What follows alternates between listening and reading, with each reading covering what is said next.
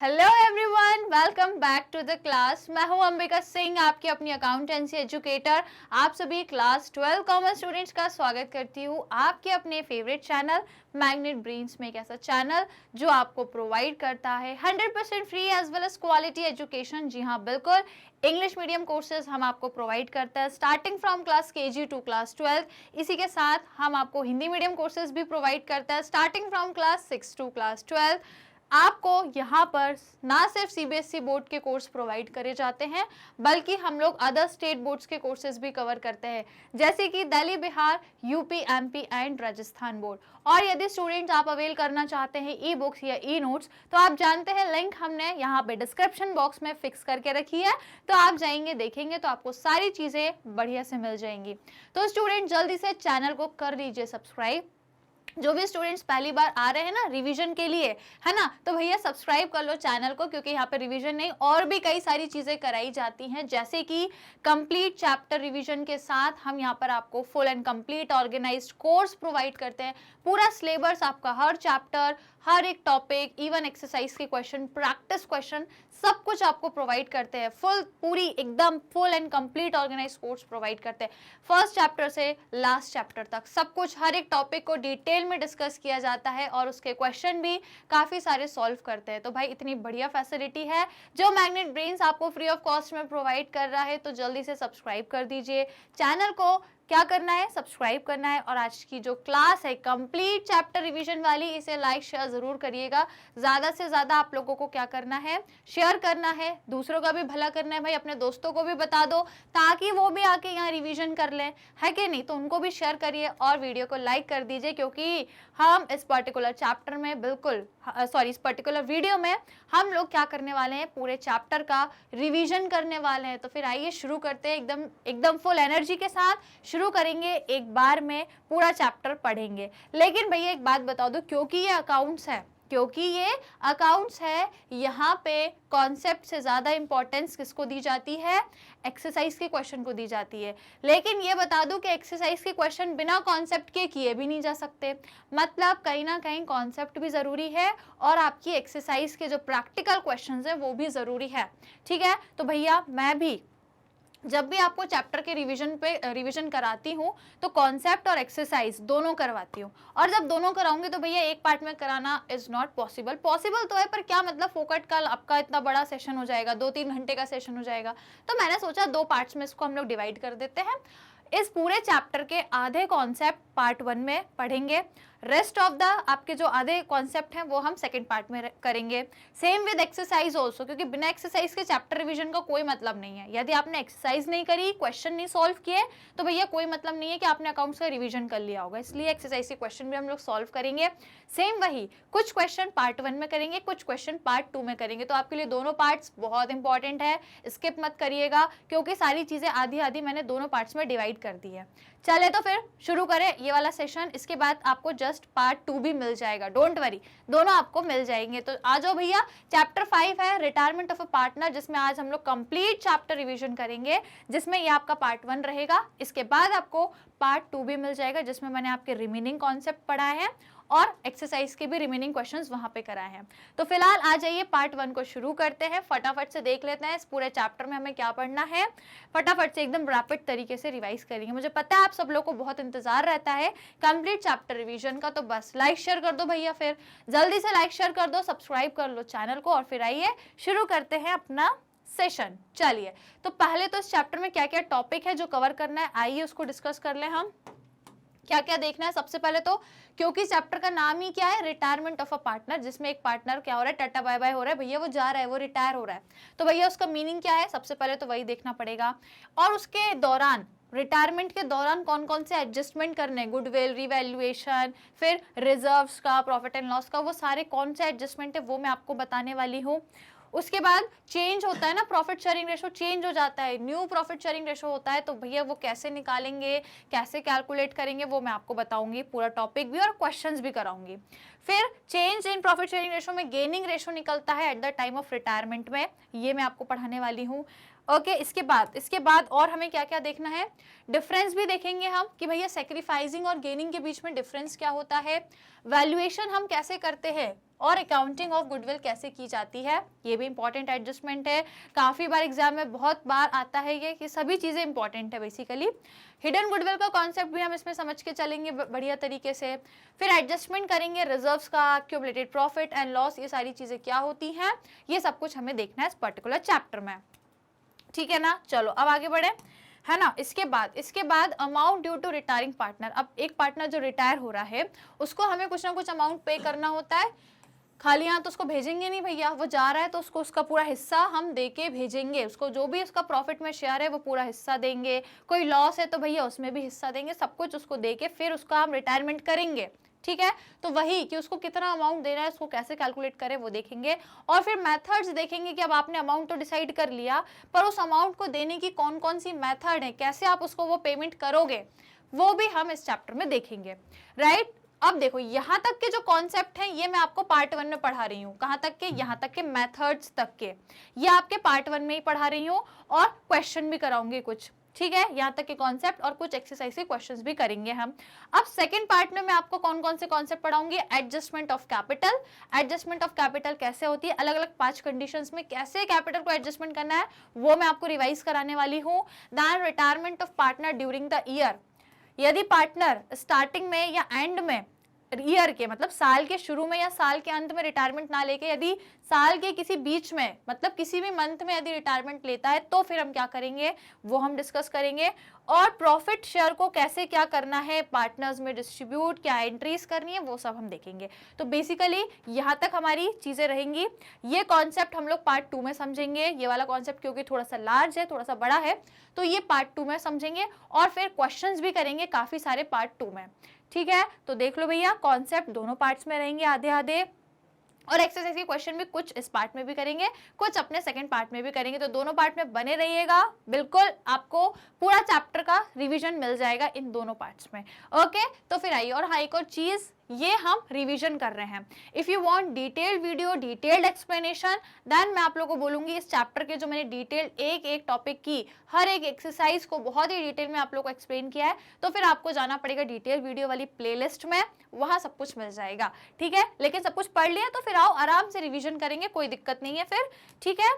चलो भैया फिर शुरू करेंगे मीनिंग से ही। मीनिंग क्या होता है रिटायरमेंट का आपको पता ही है, यदि 3 पार्टनर थे पहले, आराम से भैया पार्टनरशिप बिजनेस चला रहे थे, एक को रिटायर होना पड़ा किसी भी रीजन से, यदि वो जा रहा है, 3 थे एक चला गया, अब सिर्फ 2 बचे, तो ये क्या हो गया, इसको बोलते हैं रिटायरमेंट ऑफ अ पार्टनर, ठीक है ना। इसमें भी क्या होता है, रिकॉन्स्टिट्यूशन होता है, क्योंकि चीजें बदल जाती हैं, पहले कुछ और एग्रीमेंट था, अब वो एग्रीमेंट एंड हो गया है, पहले 3 के बीच में एग्रीमेंट था, अब वो चला गया, एक पार्टनर चला गया, तो अब एक नया एग्रीमेंट बनेगा जो सिर्फ 2 के बीच में बनेगा, तो इसको हम क्या बोलते हैं, रिकॉन्स्टिट्यूशन बोलते हैं, राइट।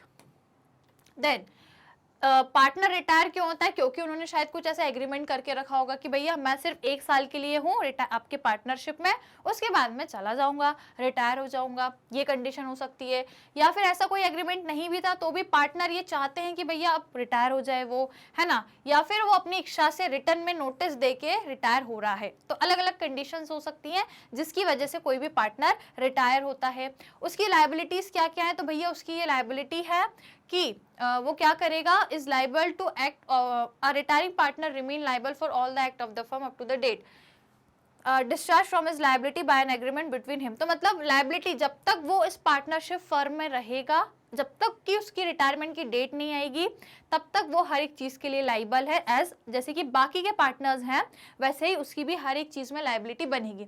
जिस दिन वो रिटायर हो गया उसके बाद उसकी सारी लाइबिलिटीज खत्म हो जाएंगी। ओके, तो भैया अब ये तो हो गई बिफोर, अब आफ्टर, उसके बाद क्या है, यदि रिटायरमेंट हो गया उसके बाद की क्या लाइबिलिटी है, तो उसके बाद यदि retiring partner also continue to be liable to third party to act from the firm even after retirement until a public notice. मतलब जब तक कोई रिटायरिंग पार्टनर पब्लिक नोटिस नहीं जारी कर देगा, जो बड़ी बड़ी कंपनीज होती हैं जहाँ पे बहुत बड़े बड़े आप कह सकते हो पार्टनर्स हैं, बहुत बड़ी कंपनीज हैं, तो वहां पे पब्लिक नोटिस जारी किया जाता है, क्योंकि लोगों को मालूम है कि भैया ये लोग पार्टनरशिप में बिजनेस कर रहे हैं, तो लोगों को पहले पब्लिक नोटिस दिया जाता है। तो जब तक वो पब्लिक नोटिस नहीं देंगे तब तक वो रिटायरिंग पार्टनर लाइबल रहेगा।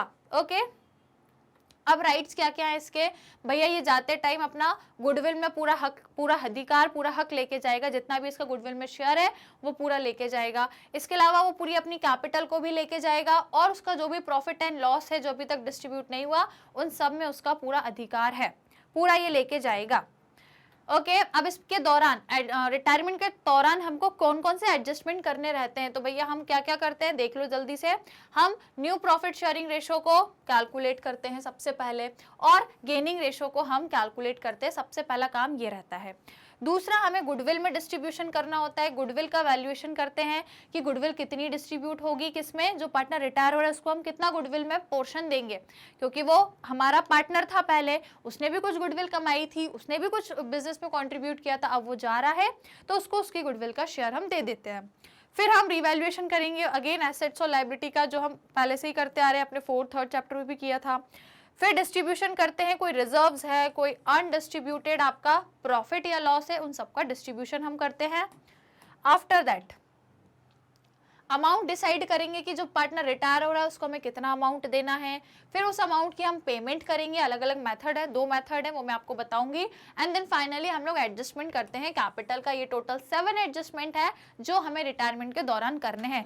हर एक एक एडजस्टमेंट आपका डिटेल में मैं आप लोगों को इन सभी एडजस्टमेंट में डिटेल वीडियो बन चुकी है, अपन ने सब कुछ डिटेल में पढ़ा हुआ है ऑलरेडी, जो आपके पूरे डिटेल वीडियोस थे वहां पे। यहाँ मैं आप लोग को एक एक सभी चीजें, टोटल 7 चीजें सब कुछ रिवाइज कराती हूँ एक एक करके, ठीक है। तो भैया देखो, चेंज होता है प्रॉफिट शेयरिंग रेशो, आपको मालूम है भैया, बिल्कुल होता है। रिटायरमेंट यदि हो रहा है तो भैया प्रॉफिट शेयरिंग रेशो चेंज हो जाता है। क्यों हो जाता है, क्योंकि पहले 3 पार्टनर थे भैया, उनके बीच में कुछ एक रेशो था। अब उसमें से एक यदि पार्टनर रिटायर हो रहा है तो अब उसका शेयर तो भैया बाकी रह जाएगा, क्योंकि अब उसका शेयर कौन लेगा, वो तो गया, रिटायर हो गया, अपना पूरा जब तक था वो इस फर्म में तब तक का जो भी शेयर था वो लेके चला गया।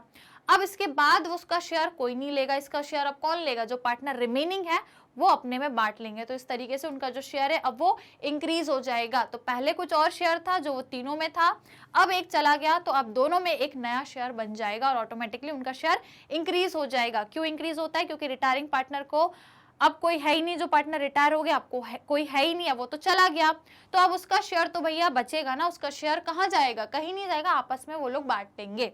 डन। तो इस वजह से उनका प्रॉफिट शेयरिंग रेशो चेंज हो जाता है, न्यू प्रॉफिट शेयरिंग रेशो बन जाता है। भैया पुराना रेशो जो है वो किसके बीच में था, पुराने पार्टनर जो थे, 3 पार्टनर्स थे उनके बीच में था, अब एक चला गया, तो अब जो रिमेनिंग पार्टनर्स हैं आपके, या जो पार्टनर कंटिन्यू कर रहे हैं, वो क्या करते हैं, एक नया प्रॉफिट बना लेते हैं।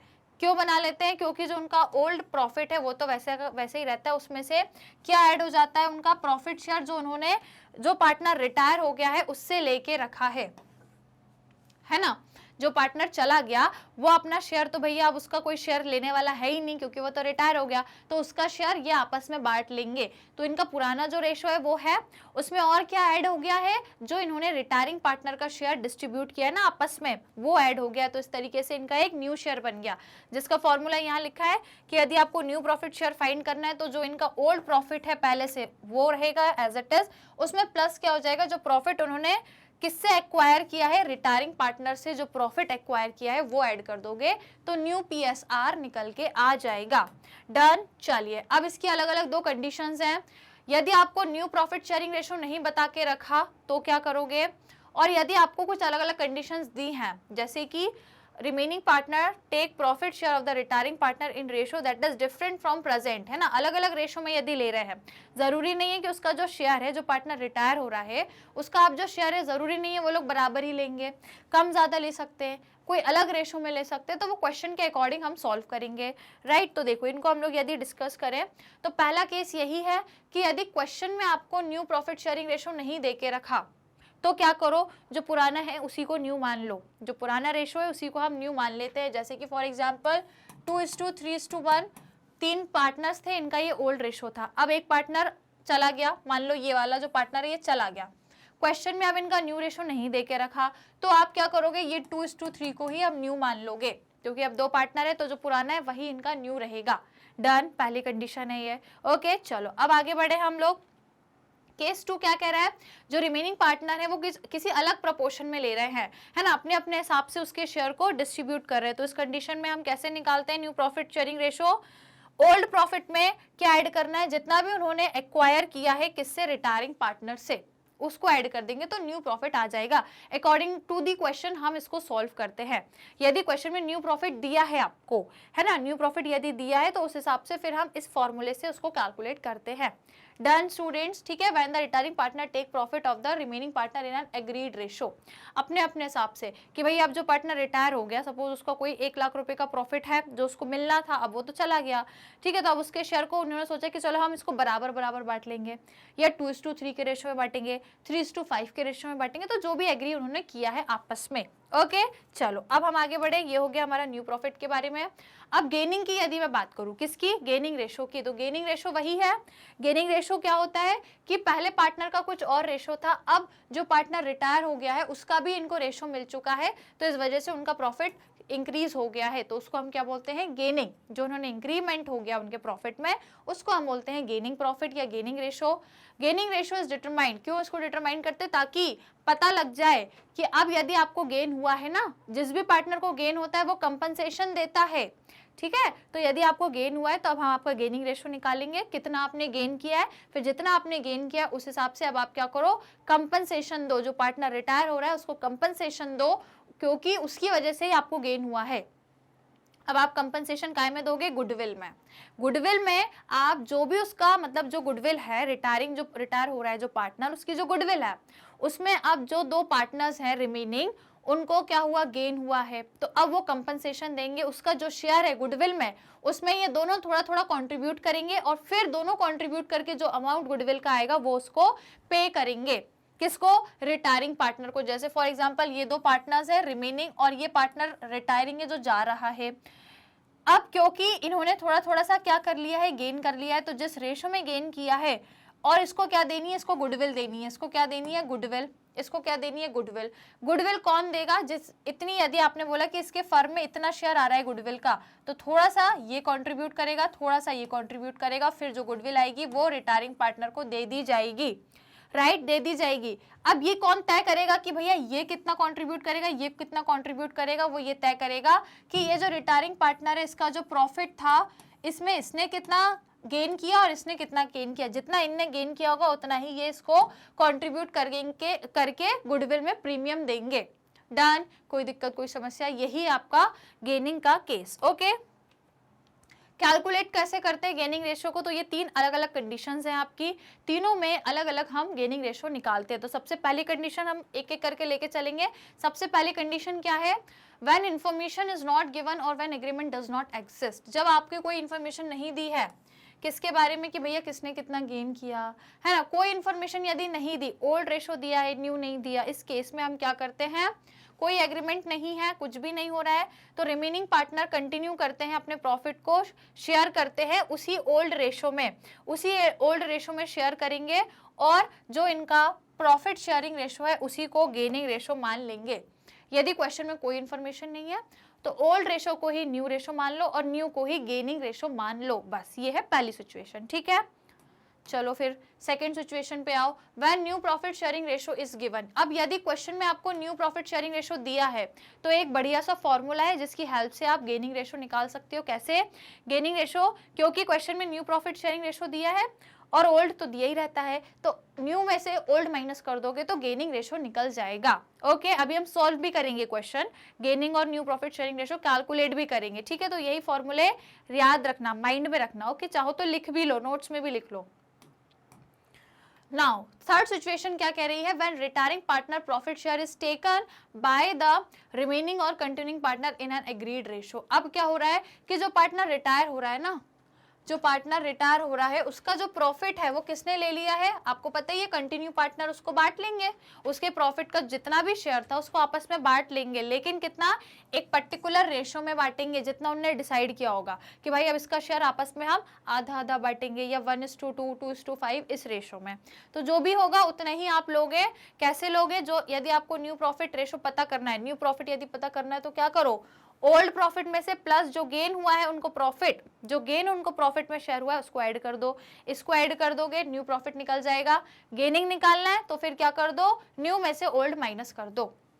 डन, क्लियर, समझ आ गया। तो इस तरीके से न्यू रेशो हम निकालेंगे, जो पहले से था वो रेशो ले लो, ऐड क्या कर दो जितना उनको अभी गेन हो गया है। गेन किससे हुआ है, जो पार्टनर रिटायर हो गया ना उसके शेयर से इनको थोड़ा थोड़ा गेन हो गया है, तो बस उसको ऐड कर देंगे तो हमें न्यू प्रॉफिट शेयर पता लग जाएगा। और फिर गेनिंग निकालना है तो न्यू माइनस ओल्ड कर दो, निकल जाएगा।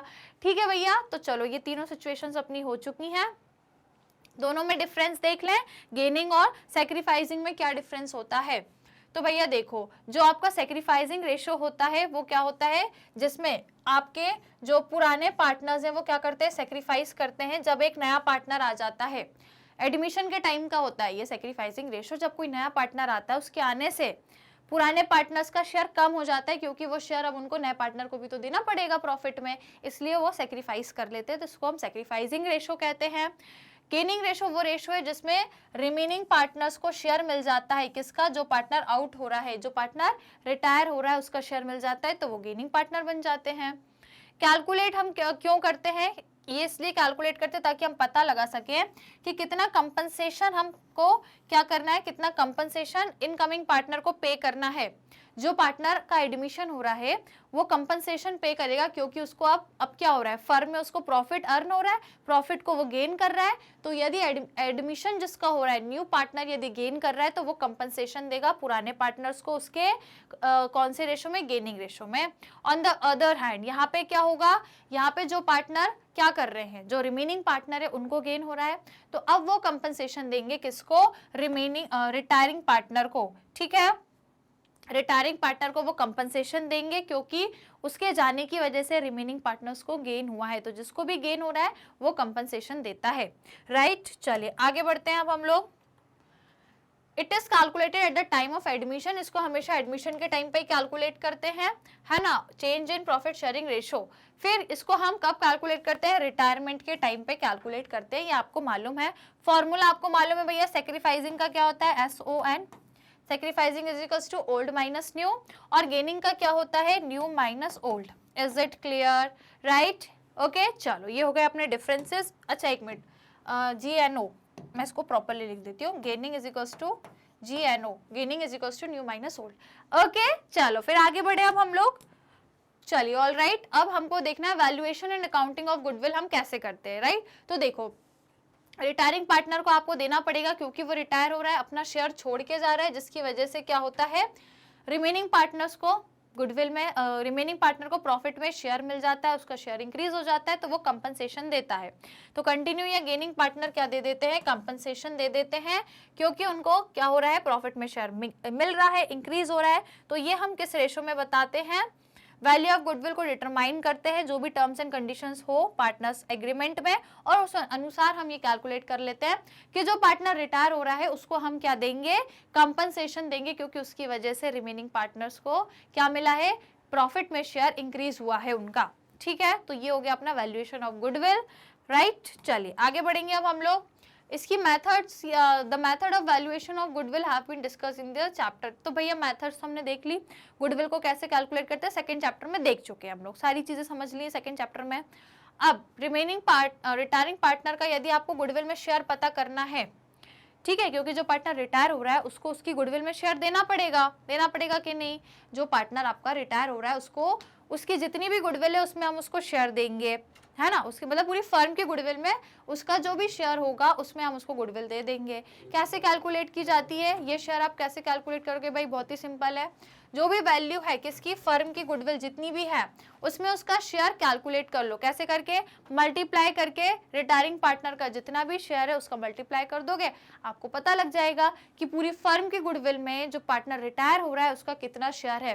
क्योंकि वो रिटायर हो रहा है भैया, वो जाते टाइम अपना शेयर लेके जाएगा, ठीक है, जितना भी उसका शेयर होगा वो अपना शेयर लेके जाएगा। तो इस तरीके से फर्म की गुडविल में उसका कितना शेयर है वो हम कैलकुलेट कर सकते हैं। राइट, चलिए फिर आगे क्या लिखा है, at the time of retirement of a partner goodwill में और may not exist in the books of accounts of the firm, so accounting treatment of goodwill will be carried out accordingly. तो भैया ये क्या कंडीशन है, ये condition कह रही है कि जब किसी पार्टनर का रिटायरमेंट होता है तो आपकी जो बैलेंस शीट है या जो आपका बुक्स ऑफ अकाउंट्स है वहाँ पर हो सकता है कि आपकी गुडविल ऑलरेडी बैलेंस शीट में हो या फिर ना भी हो, दोनों कंडीशंस पॉसिबल हैं। किस कंडीशन में, गुडविल की कंडीशन में, कि एक तो कंडीशन क्या हो सकती है कि जब आपकी गुडविल कहाँ पे हो, या तो बुक्स में हो, ऑलरेडी बुक्स में दी हुई हो, या फिर दूसरी कंडीशन ये भी पॉसिबल है कि आपकी जो गुडविल है वो नहीं दी हो। तो हम इन दोनों ट्रीटमेंट में, मतलब इन दोनों कंडीशंस में अलग अलग ट्रीटमेंट करते हैं, राइट। ये हम लोगों ने देखा भी है, तो देख लो एक बार, हम इसको जल्दी से रिवाइज करेंगे कि कैसे क्या करना है। तो when goodwill does not exist in the book, जब आपकी बुक में, बुक्स ऑफ अकाउंट्स में, मतलब बैलेंस शीट में यदि गुडविल नहीं दी, ठीक है, यदि आपकी बैलेंस शीट में गुडविल नहीं दी तो फिर आप क्या करोगे, डायरेक्टली गुडविल कैलकुलेट करते हैं हम, कौन सी वाली, जो आपको at the time of retirement पे चाहिए, वो गुडविल का वैल्यूएशन करते हैं, क्योंकि बुक्स ऑफ अकाउंट्स में कोई गुडविल नहीं है, तो रिटायरमेंट के टाइम ही हम गुडविल को कैलकुलेट करते हैं, उसका वैल्यूएशन करते हैं। तो वही लिखा है, retiring partner capital account is credited with his share of current value of goodwill and gaining partner capital account are debit. मतलब देखो सिंपली हमें क्या करना है, यदि बुक्स ऑफ अकाउंट्स में गुडविल नहीं दी है और आप रिटायरमेंट के टाइम पर गुडविल का कैलकुलेशन कर रहे हो, तो फर्म की आप गुडविल कैलकुलेट करोगे, उसमें जो पार्टनर रिटायर हो रहा है उसका शेयर आप निकालोगे, है ना, और उसको उसका शेयर हम पे करते हैं, तो उसको हम शेयर पे कर रहे हैं, इसलिए वो कहाँ चला जाएगा, क्रेडिट साइड चला जाएगा। कौन, जो पार्टनर रिटायर हो रहा है, तो retiring partner capital account credit में चला जाएगा। और वो जो उसका अमाउंट है वो कौन कंट्रीब्यूट करके दे रहा है, जो पार्टनर गेन कर रहे हैं या जो रिमेनिंग पार्टनर है, तो जो गेन कर रहे हैं वो कहाँ चले जाते हैं, डेबिट साइड पे। तो गेनिंग पार्टनर का कैपिटल अकाउंट अपने अपने गेनिंग रेशियो में वो उस गुडविल में जो रिटायरिंग पार्टनर को देनी है, जो शेयर उसको देना है, उसमें कुछ कुछ कंट्रीब्यूशन गेनिंग पार्टनर मिलके करते हैं, उनके गेनिंग रेशियो में कंट्रीब्यूशन करते हैं, इसलिए गेनिंग पार्टनर्स को डेबिट करते हैं, रिटायरिंग पार्टनर्स को क्रेडिट करते हैं। Is it clear? ये कौन सा केस है, जब आपकी गुडविल बुक्स में नहीं दी है और आपने रिटायरमेंट के टाइम पर कैलकुलेट किया है, राइट। फिर अब सेकेंड सिचुएशन क्या है गुडविल की, कि जब गुडविल आपके बुक्स में ऑलरेडी दी हुई है, बुक्स में दी हुई है। होता क्या है, कई बार दोनों केसेस होते हैं कि आपको कैलकुलेट भी करना है at the time of retirement और आपकी बुक्स में भी दी है, तो दोनों का आप यही ट्रीटमेंट करोगे, जो आपने कैलकुलेट करी है उसकी आप जो एंट्री मैंने जस्ट अभी बताई वो करोगे। और यदि बैलेंस शीट में या बुक्स ऑफ अकाउंट्स में ऑलरेडी गुडविल दी है, तो हम उसका क्या करते हैं, वो पहले की गुडविल है, पहले से आपकी बैलेंस शीट में रिकॉर्डेड है, तो उस पुराने रेशो में उस पूरी गुडविल को हम डिस्ट्रीब्यूट कर देते हैं, कहाँ पे, पार्टनर्स के कैपिटल अकाउंट में, डेबिट साइड पे। याद रखना, क्रेडिट साइड पे नहीं करते हम, बुक्स में जो गुडविल है उसका डिस्ट्रीब्यूशन हम सभी पार्टनर्स में उनके ओल्ड रेशो में करते हैं, लेकिन डेबिट नहीं, क्रेडिट नहीं, बल्कि डेबिट साइड पे करते हैं। कहाँ करते हैं, डेबिट साइड, यहाँ पे डिस्ट्रीब्यूशन करते हैं उस गुडविल का। हम लोगों ने बनाया था ना पार्टनर्स कैपिटल अकाउंट, ये होता है डेबिट, ये होता है क्रेडिट।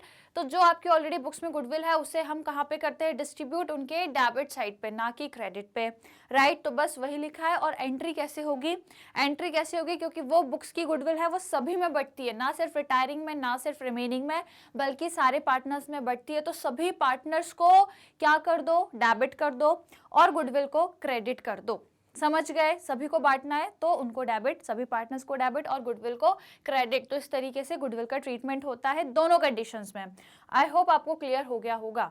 फिर उसके बाद क्या लिखा है, retiring partner share of goodwill is credited in their capital account by debiting gaining partners capital account in their gaining ratio. तो वही जो मैंने आपको एंट्री बताई कि यदि आपने at the time of retirement goodwill calculate करी है, तो रिटायरिंग पार्टनर को क्रेडिट करते हैं और गेनिंग पार्टनर्स को डेबिट करते हैं। सिंपल, ठीक है ना। चलिए, अब सेक्रीफाइस बाय अ कंटिन्यूइंग पार्टनर और partner along with retiring partner. अब एक और आपकी एक कंडीशन क्रिएट होती है, एक और एडिशनल कंडीशन क्या होती है कि कई बार ये भी पॉसिबल है कि ज़रूरी नहीं है जो पार्टनर रिमेनिंग है, जो कंटिन्यू कर रहे हैं, ज़रूरी नहीं है कि भैया वो सभी गेनिंग ही कर रहे हो, सभी को प्रॉफिट गेन हो रहा हो। कई बार रिमेनिंग पार्टनर्स में एक या दो पार्टनर सेक्रीफाइस भी कर सकते हैं, ये पॉसिबल है। ओके, ये पॉसिबल है कि वो सेक्रीफाइस भी कर सकते हैं। तो यदि ऐसी कंडीशन है तो मैंने आपको एक चीज़ बताई है, हमेशा आपको याद रखना है क्या, कि रिटायरिंग पार्टनर को क्रेडिट करना है, गेनिंग पार्टनर को हमेशा डेबिट करना है और सेक्रीफाइसिंग पार्टनर को भी क्रेडिट करते हैं। जैसे हम लोग रिटायरिंग पार्टनर को क्रेडिट करते हैं, वैसे ही सेक्रीफाइसिंग पार्टनर को भी हम लोग क्रेडिट करते हैं। क्यों? क्योंकि गेनिंग पार्टनर जो है वो इन दोनों को कंपनसेशन देगा। कौन दोनों? जो रिटायर हो रहा है उसको भी और जो सेक्रीफाइस कर रहा है उसको भी, राइट। कौन देगा? गेनिंग पार्टनर देगा, ठीक है। तो यदि रिमेनिंग में से भी कोई सेक्रीफाइस कर रहा है तो फिर हम कैसे करते हैं, इस तरीके से एंट्री करते हैं। तो वही मैंने बताया कि यदि जो पार्टनर कंटिन्यू कर रहे हैं रिटायर होने के बाद, जो कंटिन्यू अब जो रिमेनिंग पार्टनर्स हैं, जब हमने उनका प्रॉफिट या हमने उनका रेशो निकाला, गेनिंग रेशो निकाला, तो उस टाइम यदि हमको पता लगा कि यार उसमें से एक आध कोई सेक्रीफाइस निकल गया, सेक्रीफाइस कर रहा है, मतलब उसका शेयर इंक्रीज होने की बजाय और डिक्रीज हो गया है, तो मतलब सेक्रीफाइस मतलब क्या, जब प्रॉफिट में शेयर आपका कम हो जाता है तो सेक्रीफाइस करते हो। जनरली कंडीशन क्या है कि रिटायरमेंट होने से, किसी पार्टनर के रिटायर होने से रिमेनिंग पार्टनर का शेयर यदि हम जनरली देखें तो हमेशा इंक्रीज होता है, हमेशा वो लोग गेन करते हैं। लेकिन कई बार ऐसा हो जाता है कि रिमेनिंग पार्टनर किसी के रिटायर होने की वजह से सेक्रीफाइस भी कर लेते हैं। ये कंडीशन है जो पॉसिबल हो जाती है कभी कभी। तो यदि कोई पार्टनर है जो सेक्रीफाइस कर रहा है इंस्टेड ऑफ गेनिंग, जहां उसको गेन करना था, रिटायर हो रहा है यदि कोई पार्टनर, उसके जाने से रिमेनिंग पार्टनर को जहां गेन करना था उसमें से हो सकता है एक आध पार्टनर गेन करने की बजाय क्या कर ले, सेक्रीफाइस कर ले। तो यदि वो सेक्रीफाइस कर रहा है तो फिर उसकी एंट्री कैसे होती है, मैंने बताया गेनिंग पार्टनर हमेशा डेबिट में आएगा, रिटायरिंग पार्टनर हमेशा क्रेडिट में आता है, और जो सेक्रीफाइस कर रहा है वो भी क्रेडिट में जाएगा। ठीक है ना, समझ गए। क्यों जाते हैं ये दोनों क्यों क्रेडिट में जाते हैं, क्योंकि इन दोनों को कंपनसेशन मिलता है, और वो कंपनसेशन कौन देता है, जो पार्टनर गेन कर रहा है, जो पार्टनर गेन कर रहा है वो इन दोनों को कंपनसेशन देता है। इज इट क्लियर, कहानी समझ आ गई? ओके चलो, अलॉन्ग विद रिटायरिंग पार्टनर ना, रिटायरिंग पार्टनर के साथ यदि कोई ऐसा पार्टनर है जो कंटिन्यू कर रहा है और वो भी सेक्रीफाइस कर रहा है, तो इस केस में ये एंट्रीज आपको ध्यान रखनी है। चले फिर आगे बढ़े। नाउ अब आ जाते हैं हिडन गुडविल के कॉन्सेप्ट पे। हिडन गुडविल आपको पता है, छुपी हुई गुडविल, जो आपको डायरेक्टली क्वेश्चन में नहीं दी पर आप कैलकुलेट कर सकते हो। तो देखो इसका कॉन्सेप्ट बिल्कुल नॉर्मल सा है कि कई बार क्या होता है, accounts of retiring partner is settled by paying a lump sum amount, the amount paid in excess of amount due to him, that is capital, share in reserve, undistributed profit, gain, loss, whatever, जो भी सभी चीजें हैं, is his share of goodwill। कई बार क्या होता है कि पार्टनर को देना 5 लाख है, हमें वो रिटायर हो रहा है, उसको 5 लाख का अमाउंट हमें देना है, पर हम 5 लाख की जगह उसे 6 लाख दे देते हैं, राइट। ऐसा क्यों करते हैं? जो एक्स्ट्रा 1 लाख दिया वो क्यों दिया? वो गुडविल की वजह से दिया है। ठीक है, गुडविल उसकी क्योंकि रेपुटेशन है, उसकी इतनी फेम है कि उसकी वजह से, या फिर हम कह सकते हैं कि जो गुडविल है उसकी फर्म में, जो उसने गुडविल अर्न करी है उसका हम उसे शेयर देते वो जो एक्स्ट्रा 1 लाख रुपीज होता है वो। क्लियर, समझ में आ गया सभी को? ठीक है, तो ये जो आपको पूरी यहाँ पे चीजें दी हुई हैं कि जो अमाउंट उसे हमें पे करना है, जो अमाउंट हमें उसे पे करना है, वो जो आप एक्सेस में दे रहे हो, अमाउंट कौन कौन से पे करना है, जैसे आपने बोला यार कैपिटल देना है उसको, उसकी रिजर्व में शेयर देना है, अंडर डिस्ट्रीब्यूटेड प्रॉफिट में, गेन में, सब में उसको शेयर देना है। इवन यदि कोई लॉस है तो वो लॉस में भी उसको हम शेयर देंगे। सब कुछ देने के बाद, पूरा कैलकुलेशन करने के बाद, उसका जो अमाउंट आता है पार्टनर्स कैपिटल अकाउंट में, जो हम कैलकुलेट करते हैं, जो बैलेंसिंग फिगर निकालते हैं, वो अमाउंट हमें मालूम है उसको पे करना है। और यदि आप उस पर एक्स्ट्रा दे रहे हो, भाई पे 5 लाख करना है, आप 6 लाख दे रहे हो, तो वो जो 10 लाख है वो एक्स्ट्रा गुडविल के कारण है। तो इस तरीके से गुडविल आपको पता लग जाएगी, जो कि छुपी हुई है। डन, चलिए आगे बढ़ेंगे हम लोग स्टूडेंट्स। अब आ जाएंगे एक नेक्स्ट टॉपिक पे। गुडविल हो गया। अब नेक्स्ट टॉपिक है हमारा क्या, amount due to retiring partner. अब देखो इसके बीच में अपना एक रिजर्व वाला टॉपिक भी रहता है ना, गुडविल के जस्ट बाद हम लोग कौन सा, ये तो आपका नेक्स्ट है ना। गुडविल के जो एडजस्टमेंट है उसके बाद एक एडजस्टमेंट और आता है आपका, कौन सा, reserve, accumulated profit and loss, या फिर कोई एक्सपेंस है जैसे कि एडवर्टाइजमेंट एक्सपेंस है, general reserve, WCR, investment fluctuation reserve. तो ये सब कुछ सेम है जो हमने 4th चैप्टर में भी पढ़ा था, सब कुछ सेम है। बस कंडीशन डिफरेंट क्या है कि वहां पे एडमिशन के टाइम किसी नए पार्टनर के एडमिट होने से पहले, किसी नए पार्टनर के आने से पहले, जो भी रिजर्व है, प्रॉफिट है, लॉस है, उसका क्या होता था, रिमेनिंग जो पुराने पार्टनर्स है, एडमिशन के टाइम की बात कर रही हूँ, तो जो पुराने पार्टनर्स हैं वो आपस में पुराने रेशो में बांट लेते हैं किसी नए पार्टनर के आने से पहले। तो सेम कंडीशन यहाँ भी रहेगी। किसी भी पार्टनर, क्योंकि हम यहाँ रिटायरमेंट के पॉइंट ऑफ व्यू से पढ़ रहे हैं, तो किसी भी जो भी पार्टनर है जो रिटायर हो रहा है, उसके रिटायर होने से पहले आप क्या कर लो, जो भी रिजर्व है, जो भी प्रॉफिट है, लॉस है, व्हाटएवर, जो भी आपके पास पहले से रखा हुआ है, उसको आप पहले डिस्ट्रीब्यूट करो, रिटायरिंग पार्टनर को उसका शेयर दो, उसके बाद वो रिटायर होगा। ठीक है, तो इसके बाद का अपना टॉपिक, गुडविल के बाद reserve, undistributed profit and loss वाला जो टॉपिक आता है, उसमें हमें यही करना है कि जो भी रिजर्व, प्रॉफिट, लॉस जो भी है, ऐसा नहीं कि वो रिटायर हो जाएगा उसके बाद हम बांटेंगे, नहीं, उसके रिटायर होने से पहले आप सभी लोग, सभी पूरे पार्टनर्स बांटेंगे, रिटायर जो रहे वो भी और जो रिमेनिंग रहेंगे वो भी, सब बांटेंगे, पुराने रेशो में बांटेंगे। सबको जब बट जाएगा, हिस्सा बांटा पूरा हो जाएगा, उसके बाद रिटायरिंग पार्टनर चला जाएगा उसका हिस्सा लेके। ठीक है ना, ये टॉपिक था अपना वहां पे। फिर अपना एक नया टॉपिक इसके आगे का क्या, amount due to retiring partner. तो रिटायरिंग जो पार्टनर है, जो रिटायर हो रहा है, उसको कितना अमाउंट देना है, बेसिकली उसकी बात है। So amount due to retiring partner को हम कैसे डिटरमाइन करते हैं, तो भाई कैसे डिटरमाइन करते हैं भैया, पार्टनर कैपिटल अकाउंट बना के उसका हम कैपिटल अकाउंट बनाएंगे, तभी तो पता चलेगा उसको हमने क्रेडिट साइड पे कौन कौन सी चीजें दे दी हैं, कोई लॉस है तो हमने डेबिट साइड पे क्या क्या उसको क्या किया है, हमने उससे क्या क्या लिया है, मतलब कोई लॉस है तो भैया वो माइनस हो जाएगा उसके अमाउंट में से। यदि लॉस आ रहा है फर्म में तो उसको हम वो लॉस भी बोलेंगे भैया ये भी आपको कवर करना पड़ेगा, तो आपके अमाउंट में से कट जाएगा, और प्रॉफिट है तो ऐड हो जाएगा। ठीक है, तो वो हम कहाँ से पता करेंगे कि उसको कितना अमाउंट पे करना है, बाय प्रिपेयरिंग हिज और हर कैपिटल अकाउंट। ठीक है, जो अमाउंट उसे पे करना है वो हमें उसके कैपिटल अकाउंट को जब प्रिपेयर करेंगे तो ऑटोमेटिकली पता लग जाता है। तो कुछ पॉइंट्स हैं, मैं आपको एक एक करके बता रही हूँ, जिसकी हेल्प से आप ये पता लगा लोगे कि कौन कौन सी चीजें हैं जो उसके अमाउंट में ऐड होंगी, कि यार उसको प्रॉफिट देना है, रिजर्व देना है, तो इन सबसे उसका जो अमाउंट रहेगा वो ऐड होते जाएगा। और वो कौन सी चीज है जिससे उसका अमाउंट माइनस होगा, जैसे कि यदि लॉस है तो भैया उसमें उसको हिस्सा लेना पड़ेगा, तो लॉस में हिस्सा लेगा तो उसका प्रॉफिट कम हो जाएगा। ठीक है, तो वो मैं आपको सारी चीजें बता रही हूँ कि कौन कौन सी चीजें से उसका अमाउंट इंक्रीज होगा और किन से उसका अमाउंट डिक्रीज होगा। तो देखो सबसे पहले यदि उसके कैपिटल, जब हम कैपिटल अकाउंट बनाएंगे, करेंट अकाउंट बनाएंगे, तो उसमें यदि क्रेडिट बैलेंस आता है कैपिटल अकाउंट में भी और करेंट अकाउंट में भी, तो ये उसको हम पे करेंगे। ये अमाउंट जो भी रहेगा, यदि क्रेडिट बैलेंस है, याद रखना डेबिट की बात नहीं कर रही हूं मैं, याद रखिएगा, यदि इसका क्या है, क्रेडिट बैलेंस है, किसमें, कैपिटल अकाउंट में और करेंट अकाउंट में, तो ये उसको अमाउंट हम पे करेंगे, ये अमाउंट उसको दिया जाएगा। पहली चीज ये हम उसको देंगे, इससे इसका अमाउंट इंक्रीज होगा, बेसिकली इसका अमाउंट ये हमको देना है।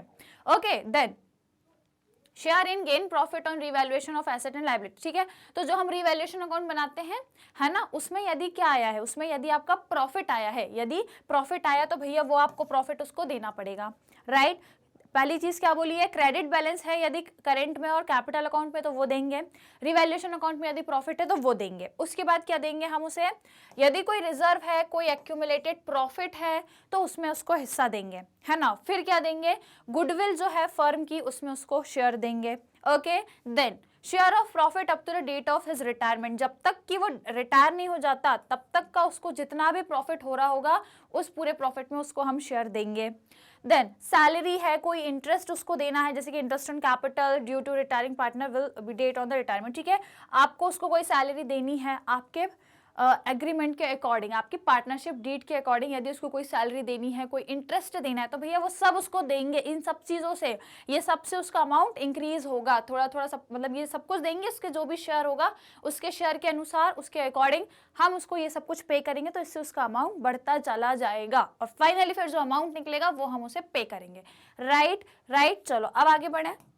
आई होप आप लोग लाइक शेयर कर रहे हो कि नहीं भैया, जल्दी लाइक शेयर करो, क्योंकि मैं एकदम रैपिड तरीके में आपको पूरा 5th चैप्टर रिवाइज करा रही हूँ, इवन अभी क्वेश्चन भी कराऊंगी, तो बने रहिएगा, लास्ट तक आप लोग को रहना है, क्योंकि मैं आखिरी में आपको क्वेश्चन भी कराऊंगी इसी टॉपिक से, इसी चैप्टर से रिलेटेड, राइट। तो जल्दी से लाइक शेयर सब्सक्राइब करो भैया फटाफट, फिर आगे इसको कंटिन्यू करूंगी, सब कुछ पढ़ाऊंगी, डोंट वरी, है ना, सब कुछ हम लोग देखने वाले हैं। चलो, तो ये पॉइंट्स हो गए, फिर आगे क्या है, हाँ, तो आगे हमें अब वो चीज़ें देखनी है जिससे अब वो, मतलब जिससे उसका अमाउंट कम हो जाएगा या जो हम उसके अमाउंट में से डिक्रीज कर लेंगे।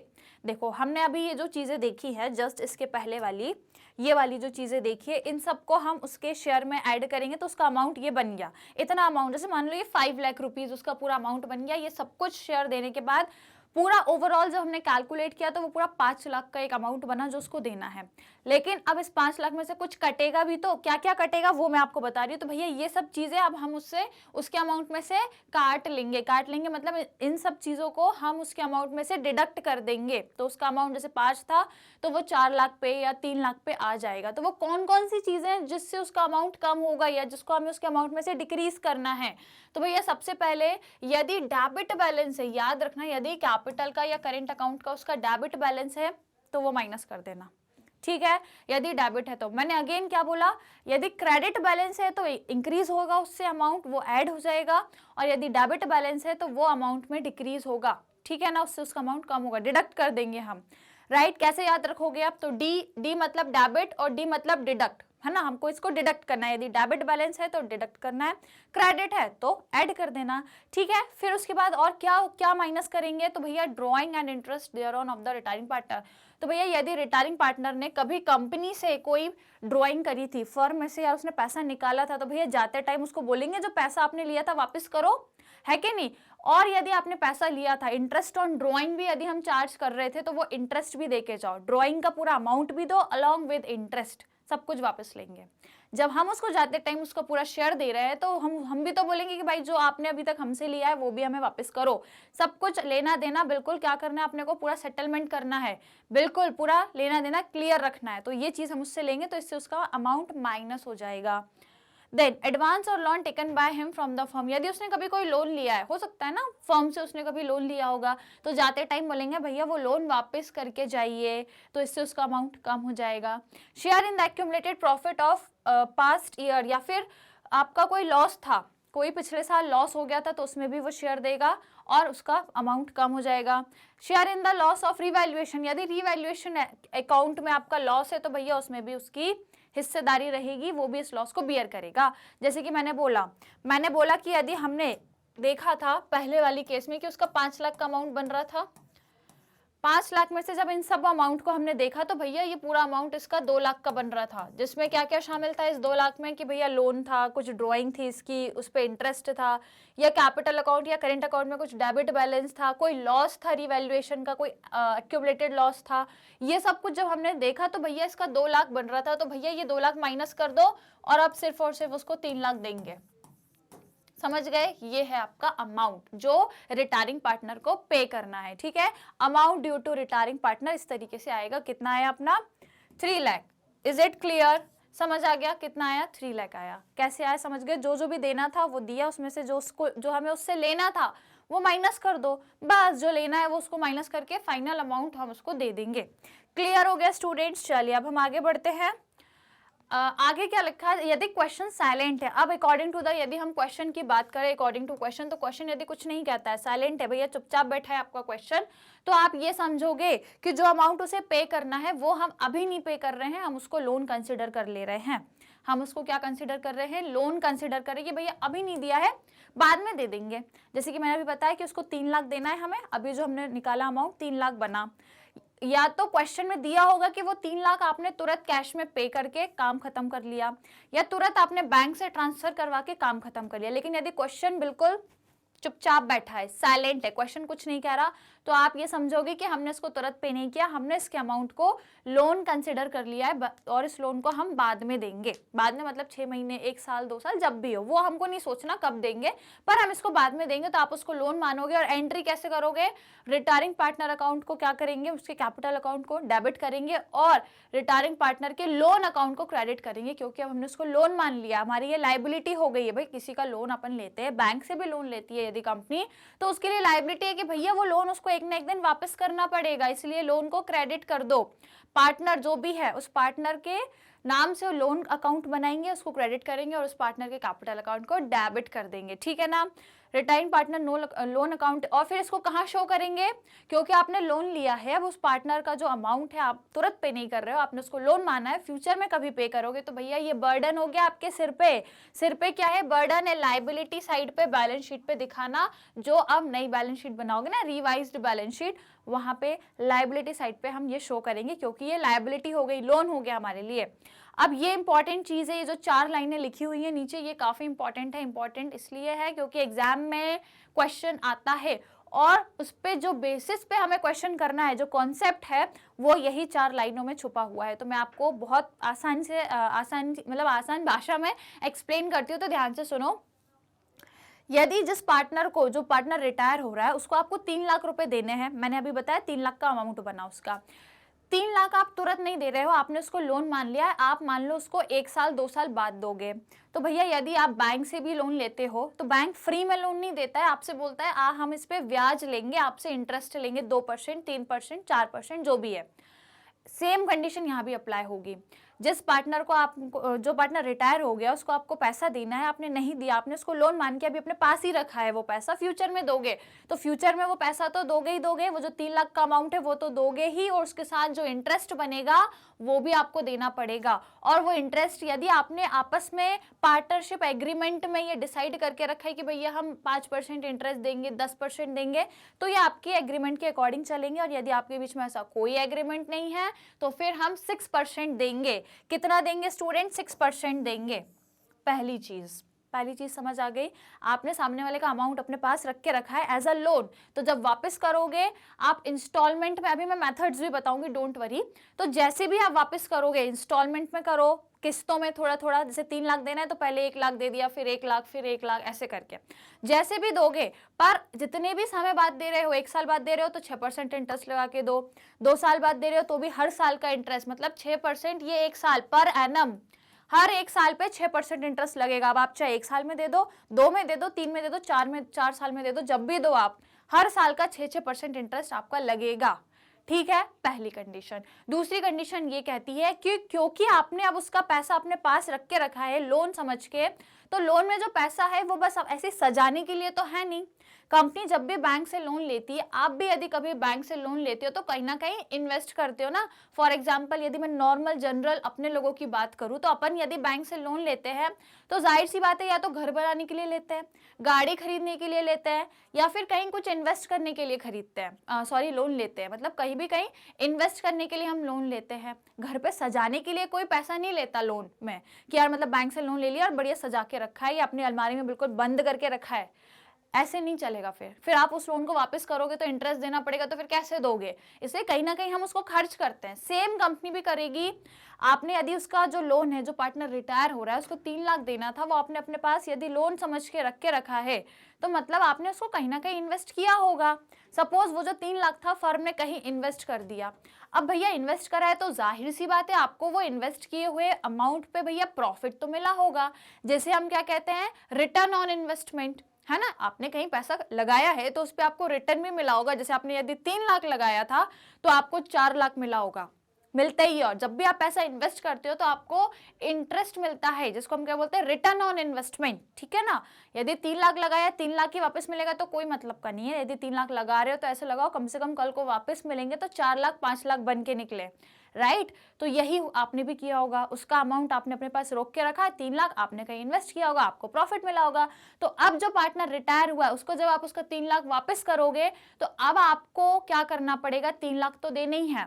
और वो जो 3 लाख पे आपने प्रॉफिट कमाया ना, इन्वेस्ट करके 1 लाख प्रॉफिट कमाया, 3 लाख पे आपको 4 लाख मिला, 4 लाख मतलब वो जो 1 लाख एक्स्ट्रा मिला है वो आपका प्रॉफिट है, ठीक है। आपने उसका पैसा यूज करके आपने प्रॉफिट कमाया तो उसको उसका पैसा तो दोगे ही, जो 3 लाख है वो तो दोगे। अलॉन्ग विद दैट जो प्रॉफिट हुआ है उसमें भी उसको शेयर देना पड़ेगा, है ना। ऐसा नहीं है कि जो प्रॉफिट है वो पूरा आप अपनी जेब में रख के उसको 3 लाख दे दोगे, नहीं। वो बोलेगा भाई ये जो प्रॉफिट है ना ये मेरे अमाउंट से आपने कमाया है तो मुझे मेरा अमाउंट तो मिलेगा ही, मुझे आप अपना अमाउंट तो दो, इसके साथ ये जो प्रॉफिट हुआ है इसमें भी मुझे शेयर दो, ठीक है। तो ये 2 ऑप्शन होते हैं रिटायरिंग पार्टनर के पास कि या तो वो अपना जो अमाउंट है वो ले ले विद इंटरेस्ट, कौन सा, 6% पर एनम वाला, पहला ऑप्शन है कि या तो रिटायरिंग पार्टनर अपना पैसा जो 3 लाख है वो ले ले और उस पर 6% इंटरेस्ट ले ले।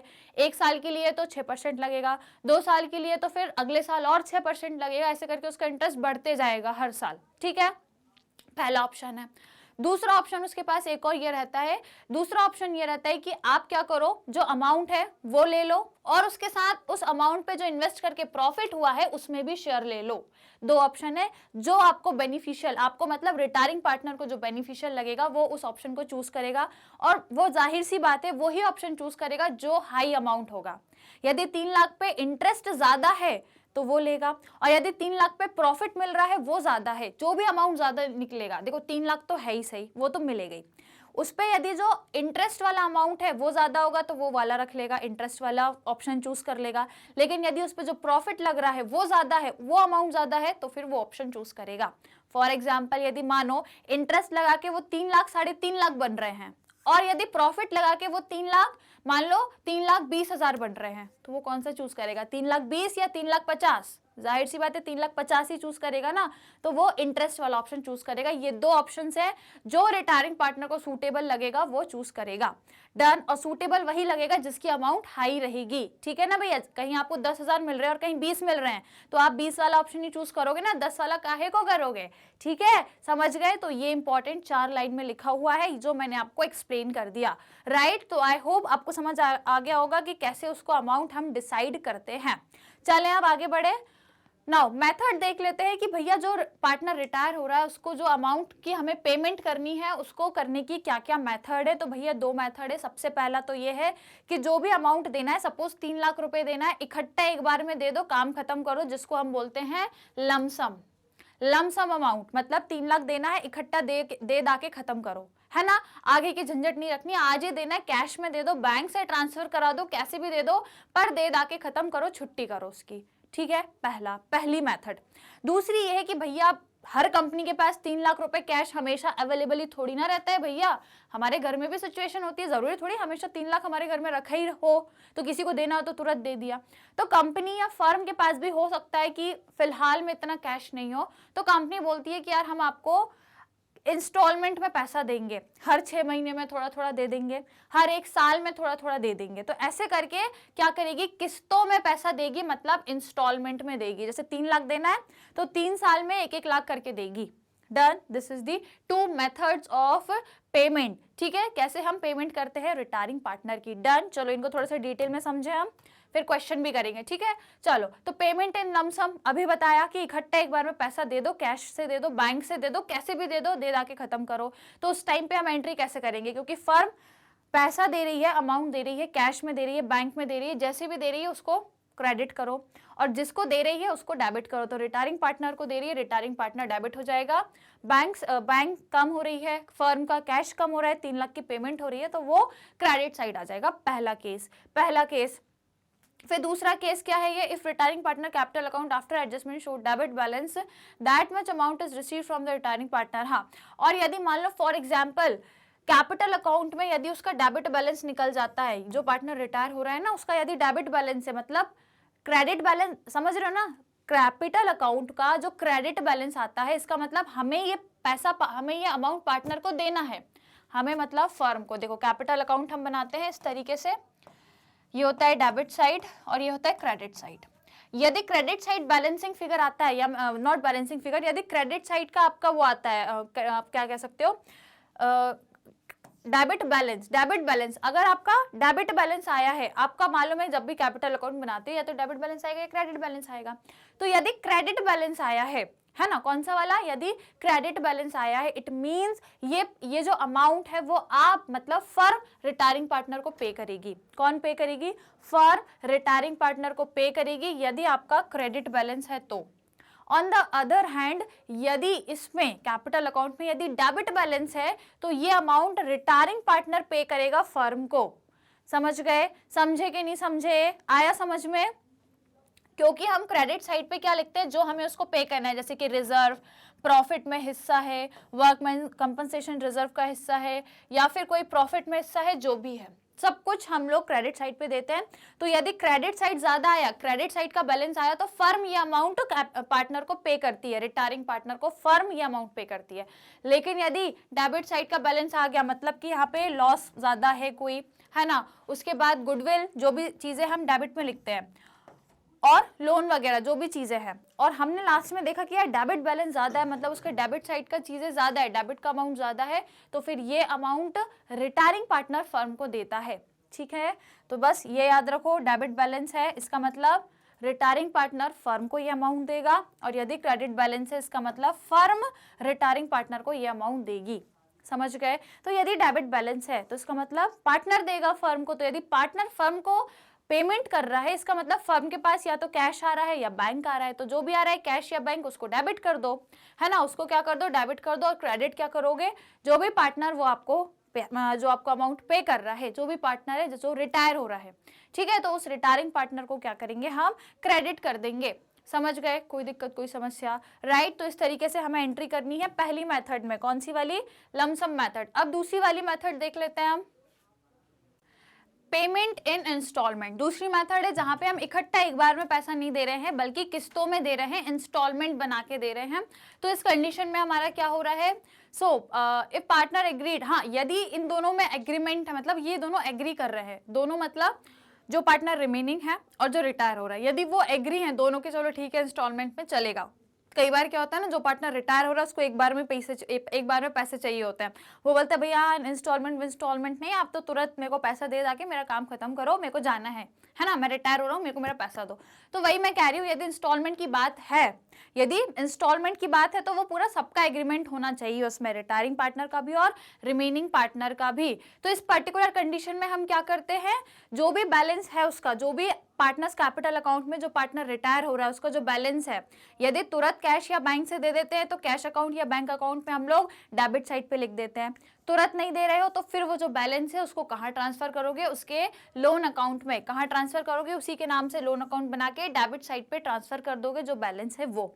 ऑन विच इंटरेस्ट, और उस पर भैया आपको इंटरेस्ट भी देना पड़ेगा 6%, ठीक है ना। यदि आपस में कोई आपने डिसाइड करा है तो आप अपना फॉलो करो, नहीं डिसाइड किया तो 6% तो कंपलसरी है कि आपको देना ही पड़ेगा।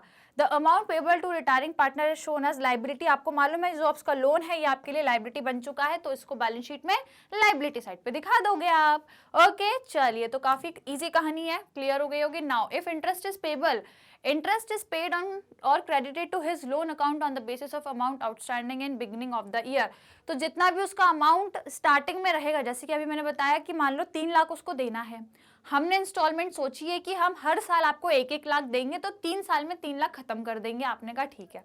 अब आपको इंटरेस्ट जब आप दोगे तो जब पहली इंस्टॉलमेंट जाएगी उसकी 1 लाख की, तो उसमें कितना इंटरेस्ट दोगे, देखो मैं अगर आपको बताऊं यहाँ पे, तो आपने बोला कि हम आपको टोटल 3 लाख देंगे, तो पहले आपको 1 लाख देंगे पहले साल, दूसरे साल फिर 1 लाख रुपए देंगे, तीसरे साल हम फिर 1 लाख देंगे, ऐसे करके 3 साल में काम खत्म कर देंगे आपका, ठीक है। तो पहले साल आपको कितने देना है, मतलब पहले साल आपको पूरा 3 लाख देना था, जिसमें से अब आप 1 लाख दे रहे हो, तो अब इंटरेस्ट किस पे दोगे, ये 1 लाख तो दोगे ही सही, इसमें इंटरेस्ट 6% किस पे लगाओगे, इस पे, इस 3 लाख पे 6% इंटरेस्ट लगा के फिर आप दोगे, ठीक है। इस 6 लाख पे इंटरेस्ट लगा के फिर इसमें आप 1 लाख रुपए उसको दोगे, ठीक है, समझे। ये जो आपका 3 लाख का अमाउंट है, इस पे 6% इंटरेस्ट लगाना, जो आपका 6% इंटरेस्ट आएगा वो भी दोगे और ये 1 लाख दोगे, पहला हो गया। अब आपके 1 लाख चले गए, अब कितने बचे, अब सिर्फ 2 लाख बचे, अब इस 2 लाख में से दूसरे साल में 1 लाख दोगे और 6% इंटरेस्ट अब इस 2 लाख पे लगाओगे, ठीक है। 2 लाख पे 6% इंटरेस्ट लगाना, जो अमाउंट आएगा वो देना, और ये पूरा 1 लाख की इंस्टॉलमेंट तो एज इट इज जाएगी ही जाएगी। अब आपने 2 में से 1 दे दिया, अब कितने बचे, अब सिर्फ 1 लाख बचे हैं। अब क्या लगाओ, अब ये एक इंस्टॉलमेंट 1 लाख की पूरी दे दोगे और 6% इंटरेस्ट अब इस 1 लाख पे लगाओ। तो ऐसे इंटरेस्ट जितनी वैल्यू बचती जाती है, जो अमाउंट बचता जाता है उस पे इंटरेस्ट देना है। हर साल 3 लाख पे इंटरेस्ट नहीं लगेगा, क्योंकि 3 लाख में से 1 लाख दे दिया, अब 2 बचा तो फिर 2 पे लगेगा, 2 लाख पे 6% इंटरेस्ट लगेगा, फिर 2 में से 1 लाख इंस्टॉलमेंट दे दी, अब 1 बची तो अब उस 1 लाख पे इंटरेस्ट लगेगा, ठीक है ना। जो अमाउंट रिमेनिंग बचता है उस पर इंटरेस्ट लगाते हैं, ना कि वो जो स्टार्टिंग का पूरा एक प्रिंसिपल अमाउंट है उस पर थोड़ी इंटरेस्ट लगाते हैं, क्योंकि उसमें से तो हम कुछ दे चुके हैं ना, तो जो दे दिया उस पर क्यों इंटरेस्ट दें भला, है कि नहीं। जो अब रिमेनिंग रह गया है उस पे हम इंटरेस्ट देते हैं 6% का। आई होप कहानी समझ आई होगी। तीनों साल में 1-1 लाख तो भैया जाएगा ही, क्योंकि ये तो इंस्टॉलमेंट है, ये तो जाएगा ही जाएगा। प्लस इंटरेस्ट कितना जाएगा वो ये डिसाइड होगा कि आपका स्टार्टिंग में 3 लाख था तो पूरा इस पे 6% का इंटरेस्ट जाएगा, फिर 2 लाख बचा इस पे जाएगा, और आखिर में 1 लाख बचा तो 1 लाख पूरा चला जाएगा, इंस्टॉलमेंट ही है क्योंकि वो, और 6% उसका इंटरेस्ट चला जाएगा। इज इट क्लियर, यही कहानी यहाँ पे लिखी हुई है। द अमाउंट ऑफ इंस्टॉलमेंट में भी प्रिंसिपल अमाउंट प्लस इंटरेस्ट, सबसे पहले वही प्रिंसिपल अमाउंट जो ये है, ठीक है, प्रिंसिपल अमाउंट ये वाला, ठीक है, ये है इंस्टॉलमेंट हमारी, और उस पे जो इंटरेस्ट है वो, और इट में including interest. The amount paid determine to loan account and next year interest allow on the balance, ठीक है। नेक्स्ट ईयर जो इंटरेस्ट अलाउ होगा वो बैलेंस पे होगा, बैलेंस मतलब जो रिमेनिंग रह गया है, जो रिमेनिंग रहता है उस पे इंटरेस्ट हम देते हैं। क्लियर, आई होप कहानी बहुत ईजी है कि नहीं। अभी हम क्वेश्चन भी करेंगे, डोंट वरी, मैं क्वेश्चन भी सॉल्व कराऊंगी। एंट्रीज देख लो, इसकी एंट्री कैसे करते हैं। तो देखो भैया, जब अमाउंट को आपने ट्रांसफर कर दिया है उसके लोन अकाउंट में, तो रिटर्निंग पार्टनर कैपिटल अकाउंट को डेबिट कर देना और उसी के नाम से एक लोन अकाउंट बनाना और उसको क्रेडिट कर देना। पहली एंट्री इस तरीके से करना। फिर यदि आप इंटरेस्ट पे कर रहे हो, इंटरेस्ट पे कर रहे हो, तो इंटरेस्ट क्योंकि एक एक्सपेंस है, डेबिट करना, और रिटायरिंग पार्टनर लोन अकाउंट को क्रेडिट करना क्योंकि लोन पे इंटरेस्ट दे रहे हैं ना, राइट। देन पेमेंट यदि आप इंस्टॉलमेंट की कर रहे हो, इंस्टॉलमेंट दे रहे हो, तो रिटायरिंग पार्टनर लोन अकाउंट को डेबिट करना, और इंस्टॉलमेंट दे रहे हो भैया, आपका पैसा कम हो रहा है कंपनी का, तो बैंक अकाउंट को क्या कर देना, क्रेडिट कर देना। Is it clear? कहानी सबको समझ में आ गई, राइट। तो नीचे नोट क्या लिखा है, if the question is silent on the payment of claim of the retiring partner, the amount due to him is transfer to retiring partner loan account. वही जो मैंने आपको शुरू में भी बताया था कि क्वेश्चन यदि साइलेंट है, कुछ नहीं कह रहा कि हमने पे किया अथवा नहीं किया, तो बस आप ये मानना कि हमने उसको लोन ट्रांसफर कर दिया, मतलब उसके अमाउंट को लोन में बदल दिया। ठीक है भैया, चलो आगे बढ़े। आई होप आप लोग का एंट्रीज क्लियर हो गई होगी। अब एक कंडीशन ये भी आती है कि partial payment to retiring partner, मतलब इसका मतलब क्या है कि कई बार अभी तक हमने क्या देखा कि या तो पूरी की पूरी पेमेंट आप उसको दे रहे हो, या पूरी की पूरी पेमेंट को आप लोन कंसीडर कर रहे हो। ये दो चीजें पढ़ी हमने, दो ही पढ़ी, कि या तो आप पूरी की पूरी पेमेंट उसको तुरंत फुरत में दे दा के खत्म कर रहे हो, या फिर उसको अभी पूरा लोन मान रहे हो और उसको थोड़ा थोड़ा करके इंस्टॉलमेंट में दे रहे हो। अब एक तीसरी नई एडिशनल कंडीशन आपकी कई बार क्या बन जाती है कि पार्शियल पेमेंट आप कर रहे हो। पार्शियल बोले तो आधी, आधी या उसका कुछ पार्ट, है ना। जैसे कि मैंने बोला कि यार उसको 3 लाख रुपए देना बन रहा है, हमारा उसको अमाउंट 3 लाख बन रहा है, तो आपने बोला भैया एक काम करो, 3 लाख आपका अमाउंट बन रहा है ना, कितना बन रहा है भैया 3, यदि आपका बन रहा है, एक काम करो, अभी फिलहाल कंपनी के पास यार पूरा 3 लाख तो नहीं है, कंपनी के पास पूरा इतना अमाउंट तो अभी अवेलेबल नहीं है, लेकिन हाँ 1 लाख की व्यवस्था हो जाएगी। तो एक काम करो, अभी तुरंत में 1 लाख ले लो, बाकी के जो 2 लाख है वो हम बाद में देंगे, उसको हम लोन मान लेंगे। समझ आया? इसको क्या बोला है, पार्शियल पेमेंट, कि पेमेंट तो कर रहे हैं लेकिन थोड़ी सी, पार्शियल मतलब उस पूरी पेमेंट का थोड़ा सा पार्ट। जैसे कि मैंने बोला कि कंपनी ने बोला 1 लाख है, तो अभी हम आपको 1 लाख दे रहे हैं, आप 1 लाख रख लो, जो रिमेनिंग अब आपके 2 लाख रह जाएंगे वो हम आपको लोन कंसिडर कर लेंगे, जो हम आपको थोड़े टाइम बाद दे देंगे, और उस पर इंटरेस्ट भी देंगे, डोंट वरी। इंटरेस्ट इस पे नहीं देंगे फिर, क्योंकि ये तो तुरंत दे रहे, फिर हम इस पे आपको इंटरेस्ट दे देंगे। इसको कहते हैं पार्शियल, यही लिखा है यहाँ पे। तो इस केस में एंट्री कैसे होगी, रिटायरिंग पार्टनर कैपिटल अकाउंट को तो हम डेबिट करते ही हैं, बिल्कुल, और क्योंकि हम उसको जो आधी आधी या एक पोर्शन जो दे रहे हैं 1 लाख रुपए का, ये तो हम तुरंत दे रहे हैं, ये तो तुरंत दे रहे हैं, तो ये कैश या बैंक में से वो 1 लाख रुपए कम हो जाएगा, और ये 2 लाख हमने लोन कंसिडर कर लिए, ये 2 लाख आपके लोन यहाँ पे चले जाएंगे, और यहाँ पूरी एंट्री 3 लाख रुपए से हो जाएगी, यहाँ 3 लाख, यहाँ 1 लाख और यहाँ 2 लाख। डन, क्लियर है सभी को? चलो तो फिर आगे बढ़ जाए। ओके चलो, अब बारी है भैया क्वेश्चन की। तो मैं पहले आपको क्वेश्चन क्यों दिखाऊं, मैं क्यों दिखाऊं क्वेश्चन, पहले आप लाइक शेयर करो भाई। इतनी मेहनत से मैंने आपको इस चैप्टर के आई थिंक आधे से ज्यादा कॉन्सेप्ट कवर करा दिए। अब आपके एडजस्टमेंट ऑफ कैपिटल का कॉन्सेप्ट बचा है, क्योंकि उसमें 5 सिचुएशन है, उसको मैं आपको नेक्स्ट पार्ट में पढ़ाने वाली हूँ। और फिर उसके बाद आपको ये भी बताऊंगी कि रिटायरिंग पार्टनर यदि ड्यूरिंग द ईयर में, मतलब कभी भी यदि रिटायर होता है तब हम क्या करते हैं, वो भी पढ़ाना बाकी है। तो अभी कुछ कॉन्सेप्ट हैं, लेकिन इस पार्ट में मैंने आपके more than half concept cover कर दिए। तो अभी एक्सरसाइज की बारी है, तो पहले लाइक शेयर बनता है भैया, जल्दी से पहले लाइक शेयर कर दो, फिर मैं आपको क्वेश्चन भी कराऊंगी, और यहाँ के कॉन्सेप्ट तो करा ही दिए मैंने। अब बारी है क्वेश्चन की, तो जल्दी से do like share and subscribe, फटाफट जल्दी से लाइक शेयर करो भैया, शेयर कर दो जरा दोस्तों को भी वीडियो, फटाफट उनको भी बोल दो भैया वो भी रिवीजन कर लें, ताकि उन्होंने भी किया होगा रिवीजन, उनका भी रिवीजन हो जाएगा। आपका तो हो ही रहा है, तो आप लाइक कर दीजिए, ठीक है। जल्दी से लाइक शेयर करो, फिर हम क्वेश्चन शुरू करेंगे, क्योंकि अब क्वेश्चन भी करना पड़ेगा। अकाउंट से बिना क्वेश्चन सॉल्व किए मजा ही नहीं आता, पहली बात तो मजा ही नहीं आता जब तक क्वेश्चन सॉल्व नहीं करो। तो भैया जल्दी से क्वेश्चन हम सॉल्व करेंगे, लाइक शेयर करिए फटाफट, जल्दी क्विकली सभी को लाइक शेयर करना है। चलिए, तो आई होप भैया सबने लाइक शेयर कर दिया होगा। तो फिर आइए क्वेश्चन 1 से शुरू करेंगे। आई होप लाइक शेयर कर ही दिया ना भाई, पक्का, ठीक है। तो फिर आ जाओ, यहाँ तक के कॉन्सेप्ट समझ लिए हमने, रिमेनिंग कॉन्सेप्ट भी पढ़ाऊंगी, डोंट वरी। सेकंड पार्ट में, इसके तुरंत बाद आपको सेकंड पार्ट भी मिल जाएगा। सेकंड पार्ट में इसके बाद के कॉन्सेप्ट समझेंगे और क्वेश्चन भी करेंगे, क्वेश्चन भी सॉल्व कराऊंगी, राइट। तो अभी फिलहाल हम इस पार्ट के क्वेश्चन समझ लेते हैं। चलो, तो क्वेश्चन 1 आपके स्क्रीन पे है, आराम से रीड करेंगे और फिर हम साथ में मिलकर सॉल्व करेंगे। तो रीड करें पहले क्वेश्चन 1 क्या कह रहा है, तो आ जाओ भैया। ओके, नाउ कुमार, लक्ष्य एंड मनोज और नरेश, अच्छा 4 है भैया, ठीक है। 4 जो है ये पार्टनर्स है, और इनका जो प्रॉफिट शेयरिंग रेशो है वो 3:2:1:4 दिया है। अब कुमार रिटायर हो रहा है, कुमार मतलब ये पहला पार्टनर जो है ये वाला, ये रिटायर हो रहा है, and his share is taken by Lakshya and Manoj in the ratio of 3:2। और अब इसका जो शेयर है, इसका शेयर है कितना, ये इसका जो रेशो है 3 है, मतलब ये टोटल कितना हो गया 10, मतलब 3/10 का ही इसका शेयर है। किसका? कुमार का यदि शेयर बोलूं तो कितना है 3/10 है इसका शेयर।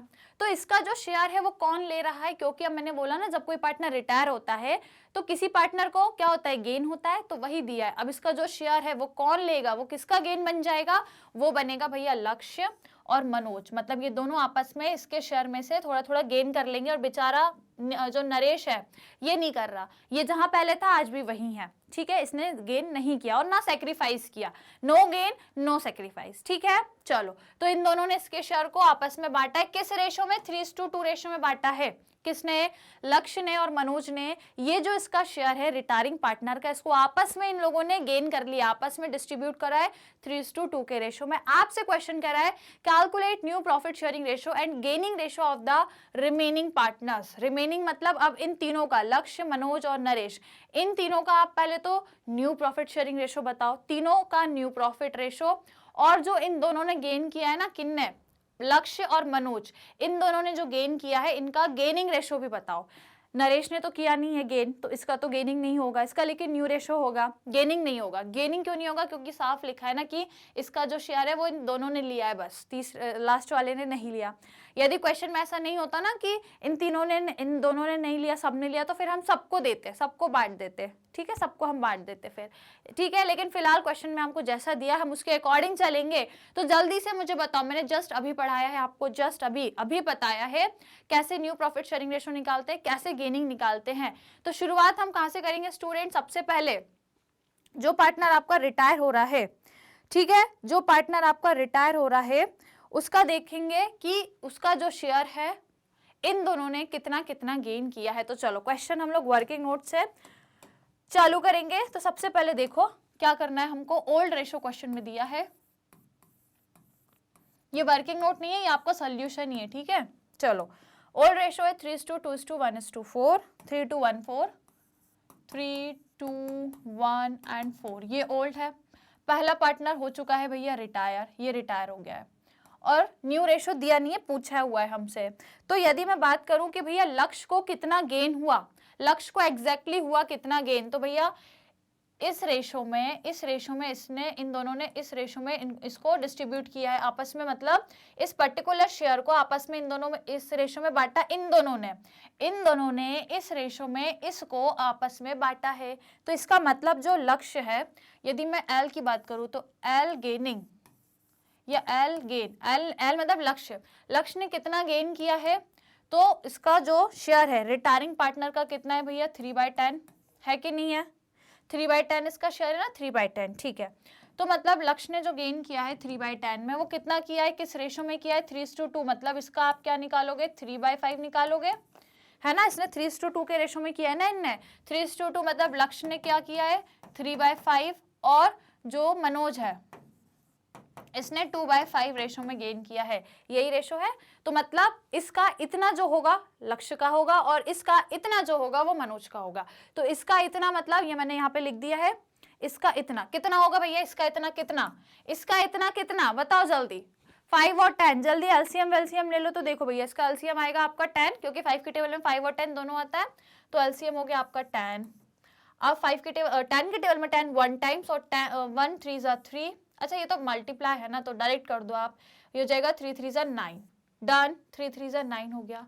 ओके, मल्टीप्लाई था तो डायरेक्टली हम इसको मल्टीप्लाई कर सकते हैं, कोई दिक्कत नहीं है, ठीक है। और नीचे भी फिर मल्टीप्लाई ही करेंगे, एलसीएम लेनी नहीं है क्योंकि इनटू में है, तो 10 5 50।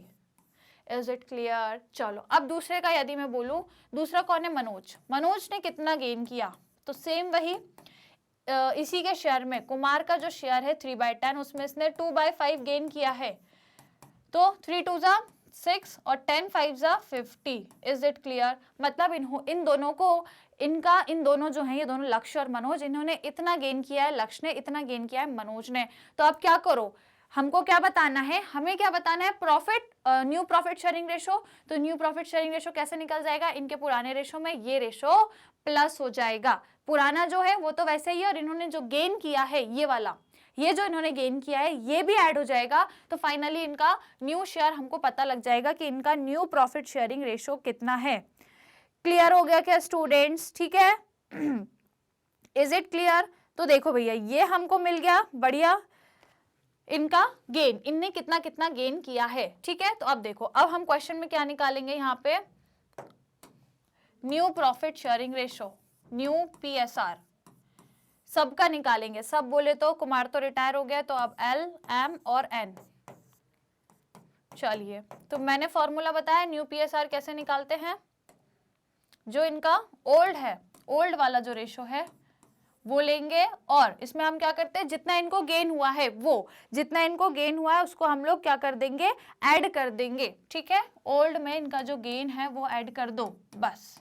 तो कैसे करो, ओल्ड कितना दिया है, लक्ष्य का ये दिया है 2/10, 2/10, इसका कितना है 1/10, और उसका है भैया 4/10, तीनों का लिख दिया, प्लस इन्होंने गेन किया है, इन दोनों ने गेन किया कितना 9/50 पहले वाले ने गेन किया है, तो भैया इसका ऐड करना पड़ेगा। इसने 6/50 गेन किया है, तो इसका ऐड करना पड़ेगा, और इसने तो कुछ किया नहीं है तो कोई दिक्कत नहीं है, इसका हम देख लेंगे बाद में। चलो, तो प्लस करना है, मतलब एलसीएम ले लो फटाफट। एलसीएम लेंगे तो कितना कितना आ जाएगा, 10 के टेबल में 10 और 50 दोनों आता है, इसका मतलब 50 एलसीएम हो जाएगा। 10 के टेबल में 50 5 टाइम्स, 5 2 ज़ा 10, और ये 1 9, मतलब ये हो जाएगा आपका 1/50। क्लियर। अब इसका भी अगेन 50 एलसीएम आएगा। 10 के टेबल में 50 5 टाइम्स, 5 1 ज़ा 5। अच्छा, प्लस करना है क्या, इसमें प्लस दिया हुआ है, ठीक है, प्लस दिया है तो कोई दिक्कत नहीं है, 19 हो जाएगा, ठीक है, माइनस नहीं प्लस करना है इसमें, ठीक है। तो ये हो जाएगा आपका 19। Is it clear. चलो, तो इसमें भी हमने प्लस करना है, तो हो गया 19। अब देखो 50 के टेबल में 50 1 टाइम्स और 1 6 ज़ा 6, इसका मतलब ये हो गया 11/50, 11/50 हो गया। अब इसका कितना है, लास्ट वाले का 10 है, तो भैया इसका बेस हमें 50 बनाना पड़ेगा, तो मल्टीप्लाई 5 से कर दो, बेस 50 बन जाएगा। तो 4 5 ज़ा 20/50, ये आ गया इनका न्यू प्रॉफिट शेयरिंग रेशो। क्या आ गया स्टूडेंट्स, न्यू PSR। समझ में आया सभी को क्या किया हम लोगों ने, इस तरीके से न्यू प्रॉफिट शेयरिंग रेशो इसका कैलकुलेट हो गया तीनों का। तो यहाँ पे हम लिख सकते हैं कितना कितना बना, देखो 19 ratio 11 ratio 20, new profit sharing ratio हो गया। अब गेनिंग रेशो निकालेंगे। देखो ये जो है ये इन्होंने गेन किया है, लेकिन किस रेशो में गेन किया वो हमें बताना। ये तो इनको गेन हुआ है पर रेशो नहीं पता अभी कि वो ये जो गेन हुआ है ये किस रेशो में हुआ है। तो बस अब हमको क्या करना पड़ेगा, गेनिंग रेशो निकालने के लिए देखो सिंपल कहानी है, कुछ नहीं करते। गेनिंग रेशो का एक फॉर्मूला होता है, क्या होता है, और वो फॉर्मूला होता है students, new profit ratio minus old profit sharing ratio. तो हमको गेनिंग किस किस का निकालना है, जिन्होंने गेन किया है। तो बस इनने और इनने गेन किया है, मतलब एल और एम। तो एल और एम का बस हम लोग गेनिंग रेशो कैलकुलेट करेंगे, ठीक है। तो देखो भैया मैंने क्या बोला, न्यू माइनस ओल्ड। तो न्यू कितना आया, ये आया, पहले वाले का 19, दूसरे वाले का 11। तो इन सबका टोटल कितना हो रहा है भैया, टोटल इनका कितना हो रहा है बताना जरा, 50 हो रहा है ना, 20 11 और 19, हाँ 50 हो रहा है, 50। तो मतलब पहले वाले का 19/50 है न्यू रेशो, तो 19/50 न्यू रेशो है, माइनस ओल्ड रेशो। ओल्ड कितना है इसका 2/10, इसको सॉल्व करो। On the other and Manoj का कितना है 11/50, माइनस ओल्ड कितना है इसका 1/10। और लास्ट वाले ने तो गेन किया है ही नहीं, है ना, उसका तो क्वेश्चन में बोला है उसने गेन नहीं किया। चलो तो सॉल्व करेंगे इसको, एलसीएम लेंगे तो अगेन 50 आएगा। 50 के टेबल में 50 1 टाइम्स में आता है, और 119 मतलब 119 ज़ा 19 हो, ठीक है। माइनस 10 के टेबल में 50 5 टाइम्स, 5 2 ज़ा 10, माइनस करेंगे तो भैया 9/50 आ जाएगा। सेम इसका भी करेंगे, ये 50 के टेबल में 50 1 टाइम्स, 111 मतलब 11, और ये 5 1 ज़ा 5, इसको माइनस करेंगे तो हो जाएगा 6/50। इट मीन्स इनका गेनिंग रेशो कितना आ गया, 9:6 आ गया, राइट बिल्कुल 9:6 हमारा आ गया। तो हम इसको लिख सकते हैं बढ़िया तरीके में 9:6। ये इसको और सिंप्लीफाई भी तो कर सकते हैं, 3 3 ज़ा 9 और 3 2 ज़ा 6। तो भैया ये बन गया gaining ratio. Is it clear, समझ में आया। और लास्ट वाला जो पार्टनर है दैट इज नरेश, इसका तो कुछ है नहीं, क्योंकि इसने तो no gain no sacrifice. Okay, सिर्फ इन दोनों ने ही गेन किया, उसने नहीं किया। तो इस तरीके से हमारा आ जाएगा। क्या सबको समझ में आया, राइट। तो इस तरीके से क्या निकालते हैं, न्यू रेशो और गेनिंग रेशो, राइट। तो चलिए टेक द स्क्रीनशॉट, जल्दी फटाफट से स्क्रीनशॉट लो, then will move to the next question. Done हो गया भैया, स्क्रीनशॉट ले लिया सभी का? चलो भैया आ जाओ, फिर अब बढ़ेंगे आगे नेक्स्ट वाले सवाल पे। Question 1 is completed, now move to the next question. Question second, again question second क्या पूछ रहा है पहले हम लोग रीड करेंगे। चलो भैया थोड़ा कलर बदल लेते हैं भैया, आ जाओ। चलो, A B C are partner sharing profit and loss in the ratio of 3:2:1। अब बी रिटायर हो रहा है, बी मतलब ये है ना, बी रिटायर हो रहा है and the new profit sharing ratio A और सी के बीच में 2:1 बन रहा है। ओल्ड भी दिया है, न्यू भी दिया है। On B retirement the goodwill of the firm was valued at 90,000। जब वो रिटायर हो रहा था तो हमने रिटायरमेंट के टाइम गुडविल का वैल्यूएशन किया तो भैया वो 90,000 निकल रही थी। आपसे बोला है जर्नल एंट्री कर दो गुडविल के ट्रीटमेंट पर, गुडविल का कैसे ट्रीटमेंट होगा उस पर आपको जर्नल एंट्री पूछी है। तो बहुत ईजी है, आराम से कर दोगे।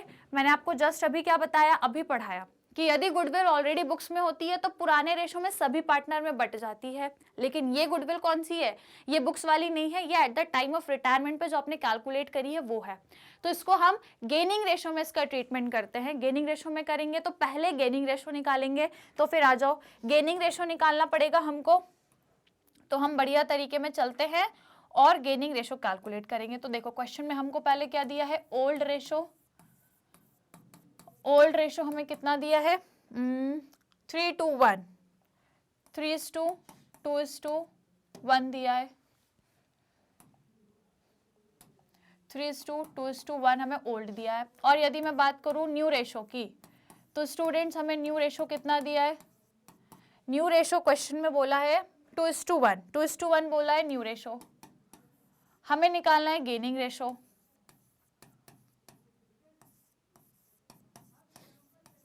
और गेनिंग रेशो का आपको फॉर्मूला सभी को मालूम है, क्या होता है, new ratio minus old ratio होता है, आप सब जानते हैं। तो बस गेनिंग रेशो किसका निकालेंगे हम, ए और सी का, ए और सी, है ना। चलो तो फिर न्यू कितना हो गया इनका 2/3 और 1/3, माइनस ओल्ड कितना है 3/6 और 1/6। चलो कैलकुलेट करो जरा, माइनस करना है, एलसीएम लेकर करेंगे, है ना। तो कितना बनेगा, देखो 3 के टेबल में 3 और 6 दोनों आता है, तो इसका एलसीएम कितना आएगा, 6 आ जाएगा। 3 के टेबल में 6 2 टाइम्स और 2 2 ज़ा 4, माइनस 6 के टेबल में 6 1 टाइम्स और 1 3 ज़ा 3, मतलब 1/6 हो गया इसका गेनिंग। सेम इसका भी करेंगे, तो ये 3 के टेबल में 6 2 टाइम्स 2 1 ज़ा 2 माइनस 1, इसका मतलब भैया ये तो 0 पे आ गया है, ये तो 0 पे आ गया। मतलब इसने क्या किया है, इसने क्या किया है, अच्छा ये 2 है, रुको भैया ये 0 पे नहीं आएगा, ये 2 है, ठीक है। 3 के टेबल में 6 2 टाइम्स और 2 1 ज़ा 2, ठीक है। तो इसका भी गेनिंग कितना है, 1 ही आया है, ठीक है। 2 - 1 करेंगे तो 1, मतलब इन दोनों ने 1:1 के रेशो में गेन किया है। तो अब जो गुडविल का ट्रीटमेंट होगा वो भी 1:1 के रेशो में होगा, क्योंकि ये इनका क्या है, गेनिंग है, ये क्या है, इनका गेनिंग रेशो है। Is it clear. लेकिन हमें तो फर्म की गुडविल दी है, तो हम जो पार्टनर रिटायर हो रहा है, रिटायर कौन हो रहा है, बी। तो यदि मैं बात करूं B share in firm goodwill, firm की पूरी गुडविल में बी का कितना शेयर है, ये हमको पता करना है। आपने बोला मैम गुडविल पूरे फर्म की है 90,000, मैंने कहा ठीक है 90,000 है, पर इसमें सी का शेयर कितना है, तो सी का शेयर है कितना 2/6 है, तो मतलब इसका 2/6 हमको निकालना पड़ेगा। तो कैसे निकालोगे, 2 1 is 2 और 2 3 ज़ा 6 और 3 1 ज़ा 3, 3 3 ज़ा 9, मतलब 30,000। पूरी फर्म की गुडविल में जो पार्टनर रिटायर हो रहा है that is B, B retire हो रहा है, तो बी का शेयर कितना बन रहा है, पूरा 30,000 का शेयर बन रहा है। अब आपको क्या करना है, क्योंकि दो हैं गेनिंग पार्टनर, ये दोनों गेनिंग है ना, ये दोनों आपके गेनिंग पार्टनर्स हैं, तो आपको पता है जो पार्टनर गेन करते हैं, यदि मैंने आपको एक चीज और बताई है, यदि एक अकेला पार्टनर गेनिंग आता है और बाकी एक और यदि सेक्रीफाइसिंग आ गया और यदि एक ही गेनिंग है, तो फिर हम उसका शेयर डायरेक्टली इस अमाउंट पे निकालेंगे, कौन से 90,000 पे। लेकिन यदि दो गेनिंग पार्टनर होते हैं तो फिर हम इस पर्टिकुलर अमाउंट पे निकालते हैं। हमेशा हर क्वेश्चन में ये चीज अप्लाई होगी, सिर्फ इस क्वेश्चन में नहीं, हर एक क्वेश्चन में स्टार्टिंग से लेके लास्ट तक, ये जो पूरा चैप्टर है ना, इसमें जितने भी कॉन्सेप्ट है इससे रिलेटेड हर चीज में, हर एक क्वेश्चन में यही अप्लाई करना।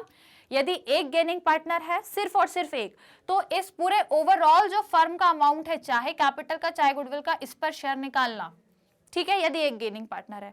और यदि दो हैं गेनिंग पार्टनर, एक से ज्यादा यदि गेनिंग पार्टनर है, तो भैया ओवरऑल पे मत निकालना, फिर जो रिटायरिंग पार्टनर का शेयर है उस पर्टिकुलर अमाउंट पे निकालना। ठीक है, तो फिलहाल अभी ये दो हैं तो इन दोनों का हम शेयर निकाल लेते हैं, या इनका कॉन्ट्रीब्यूशन कि इनको कितना कॉन्ट्रीब्यूट करना है। तो यदि एक ही बात करूं तो ये 30,000 में कितना कॉन्ट्रीब्यूट करेगा, ये 30,000 में इसके रेशो में, गेनिंग रेशो में कॉन्ट्रीब्यूट करेगा, मतलब 1/2। और सेम सी वाला पार्टनर भी इस 30,000 में उसके गेनिंग रेशो में ही कंट्रीब्यूट करेगा। ठीक है, समझ गए। तो कितना कितना कंट्रीब्यूट करना पड़ेगा दोनों को, 15,000। तो मतलब ये हो गया भैया 15,000, और ये भी कितना कंट्रीब्यूट करेगा, 15,000 का कंट्रीब्यूशन ये दोनों देंगे, तब जाके इसका पूरा जो 30,000 है गुडविल का, उस पे इसको क्या मिल पाएगा, कंपनसेशन मिल पाएगा। अब क्वेश्चन में हमसे पूछी है जर्नल एंट्री, तो आइए इसकी जर्नल एंट्री भी कर देंगे। कैसे करेंगे जर्नल एंट्री, ये दोनों गेनिंग पार्टनर है, मैंने जस्ट क्या बताया, गेनिंग पार्टनर डेबिट में जाता है, तो कौन कौन जाएगा डेबिट में, ए कैपिटल अकाउंट, सी कैपिटल अकाउंट, डेबिट होगा काय में, जो पार्टनर रिटायर हो रहा है मतलब बी, तो B capital account. Is it clear. और यदि अमाउंट पूछोगे तो भैया ये हो जाएगा 15,000, ये भी 15,000, ठीक है ना। और लास्ट में इसको पूरा 30,000 की प्रीमियम मिल जाएगी। कोई दिक्कत, कोई समस्या, राइट कोई दिक्कत कोई समस्या। ये हो गए भैया एंट्री जो हमसे क्वेश्चन में पूछी थी। ओके, समझ में आ गया। बस गेनिंग पार्टनर्स को डेबिट करते हैं और जो पार्टनर कौन है रिटायरिंग है उसको क्रेडिट करते हैं। और यदि मान लो अब यदि फॉर एग्जांपल ये तो गेनिंग है फिलहाल, लेकिन यदि ये सेक्रीफाइसिंग होता तो इसको भी हम क्रेडिट में लिखते हैं। और फिर जो पार्टनर गेन करता है एक अकेला फिर ये गेन करता, मान लो ये सेक्रीफाइस हो गया, ये अकेला गेन करता, तो भैया ये इसको भी कंपनसेशन देता और इसको भी कंपनसेशन देता। और उस कंडीशन में यदि एक ही गेनिंग पार्टनर है तो फिर उसका शेयर हम इस overall value of the firm जो है गुडविल की उस पर हम निकालते हैं। लेकिन फिलहाल दो गेनिंग पार्टनर है तो फिर शेयर पे निकाला, जो बी का शेयर है जो रिटायरिंग पार्टनर है फिर हम उसके शेयर पे निकालते हैं, राइट। लेकिन यदि एक ही गेनिंग पार्टनर होता है तो फिर हम शेयर पे नहीं बल्कि ये ओवरऑल जो फर्म की गुडविल है उस पर निकालते हैं। क्लियर, सबको समझ आया। तो इसका जल्दी से स्क्रीनशॉट ले लो भैया फटाफट। डन, ले लिया सभी ने स्क्रीनशॉट, क्वेश्चन समझ में आ गया। तो new profit sharing ratio, gaining ratio और अकाउंटिंग ऑफ गुडविल, ये तीनों कॉन्सेप्ट से रिलेटेड हमने क्वेश्चन किए। आई होप क्लियर हो गए होंगे। जस्ट फॉर एक रिवीजन के लिए मैंने ये आप लोगों को क्वेश्चन कराए हैं। आप लोगों को और भी यदि डीप में बहुत सारे क्वेश्चन करने हैं तो पूरी प्लेलिस्ट बनी है पूरे चैप्टर की, जहां पर कॉन्सेप्ट भी है, बहुत डिटेल में एक्सप्लेन किया है मैंने और बहुत सारे क्वेश्चंस भी कराए हैं। फिलहाल एक रिवीजन पॉइंट ऑफ व्यू से मैं आपके लिए ये वाले क्वेश्चंस लेकर आई थी। सो आई होप समझ में आ गए होंगे आप लोगों को बढ़िया तरीके से। अभी हम लोग और भी कॉन्सेप्ट करेंगे और भी क्वेश्चंस करेंगे, लेकिन अब अपने नेक्स्ट वाले पार्ट में, ठीक है। अब जो इसके बाद जस्ट आपको सेकंड पार्ट मिलेगा, वहां पर हम लोगों को क्या करना है, सेकंड पार्ट में जो हमने हमारे बचे हुए टॉपिक हैं वो पढ़ेंगे पूरे। और अब जो इसके आगे के क्वेश्चन रहेंगे, 2 क्वेश्चन के लिए अब जो तीसरे से क्वेश्चन चालू होंगे वो अपने सेकंड पार्ट में रहेंगे, है ना। जो भी टॉपिक बचे हुए हैं अब उन टॉपिक से रिलेटेड क्वेश्चन वहां पे आपको मिल जाएंगे, राइट। फिलहाल हमने 3 टॉपिक कवर कर लिए, new profit sharing ratio, gaining ratio और अकाउंटिंग ऑफ गुडविल से रिलेटेड क्वेश्चन कर लिए। रिमेनिंग टॉपिक के क्वेश्चन सेकंड पार्ट में करेंगे, तो आपको जुड़ना है, बने रहना है। इसी तरीके से सेकंड पार्ट में भी उसमें भी आपके सारे टॉपिक कवर हो जाएंगे, फिर पूरा चैप्टर आपका हो जाएगा रिवाइज, ठीक है। तो चलिए फिर आज की ये वाली क्लास को, ये वाले पार्ट को यहीं पे ओवर करते हैं। एज यू नो स्टूडेंट्स की मैग्नेट ब्रेन्स ऐसा चैनल जो आपको क्या प्रोवाइड करता है, free and high quality education. CBSE board के कोर्स हम कवर करते हैं, इसी के साथ अदर स्टेट बोर्ड के कोर्स भी कवर करते हैं, जैसे कि Delhi, Bihar, UP, MP, Rajasthan board. इसके अलावा वैदिक मैथ्स, क्रैश कोर्स और स्पोकन इंग्लिश के कोर्सेज भी हम आपको अपने एंड से प्रोवाइड करते हैं। इसके अलावा यदि कोर्सेज देखना है तो यूट्यूब चैनल पर चले जाना, पूरी प्लेलिस्ट मिलेगी हर कोर्स की, मतलब हर सब्जेक्ट, हर क्लास, हर चैप्टर और बहुत सारे प्रैक्टिस क्वेश्चन मिलेंगे यूट्यूब चैनल पर। तो सब्सक्राइब कर लीजिएगा चैनल को। चाहो तो मोबाइल ऐप डाउनलोड कर सकते हो या फिर डायरेक्टली वेबसाइट पे भी सारी चीज़ें अवेलेबल है फ्री ऑफ कॉस्ट में। तो वेबसाइट से भी आप सब कुछ देख सकते हो, अवेल कर सकते हो। ई बुक्स या ई नोट्स अवेल करना है, अपनी लर्निंग को और इन्हांस करना है तो डिस्क्रिप्शन बॉक्स में यहाँ पर आपको लिंक मिल जाएगी, तो आप अवेल कर सकते हो उस लिंक से। ई बुक्स और ई नोट्स को भी, ठीक है। अदर सोशल मीडिया प्लेटफॉर्म यदि यूज करते हो जैसे YouTube, Facebook, Instagram, Twitter, WhatsApp, तो यहाँ पर भी आप हमसे कनेक्ट हो सकते हैं, लर्निंग एनहांस कर सकते हैं हमें फॉलो करके। सब्सक्राइब जरूर करना है चैनल को। और आज का जो हमारा सेशन था पार्ट 1 5th चैप्टर का, जिसमें हमने कंप्लीट चैप्टर रिवीजन पार्ट 1 देखा, इसे ज्यादा से ज्यादा शेयर करना दोस्तों को ताकि उनका भी रिवीजन हो जाए, और वीडियो को लाइक जरूर करना।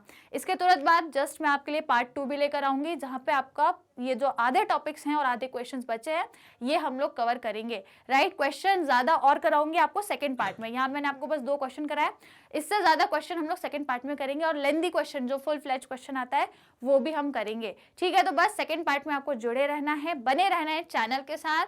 Thank you so much and keep learning.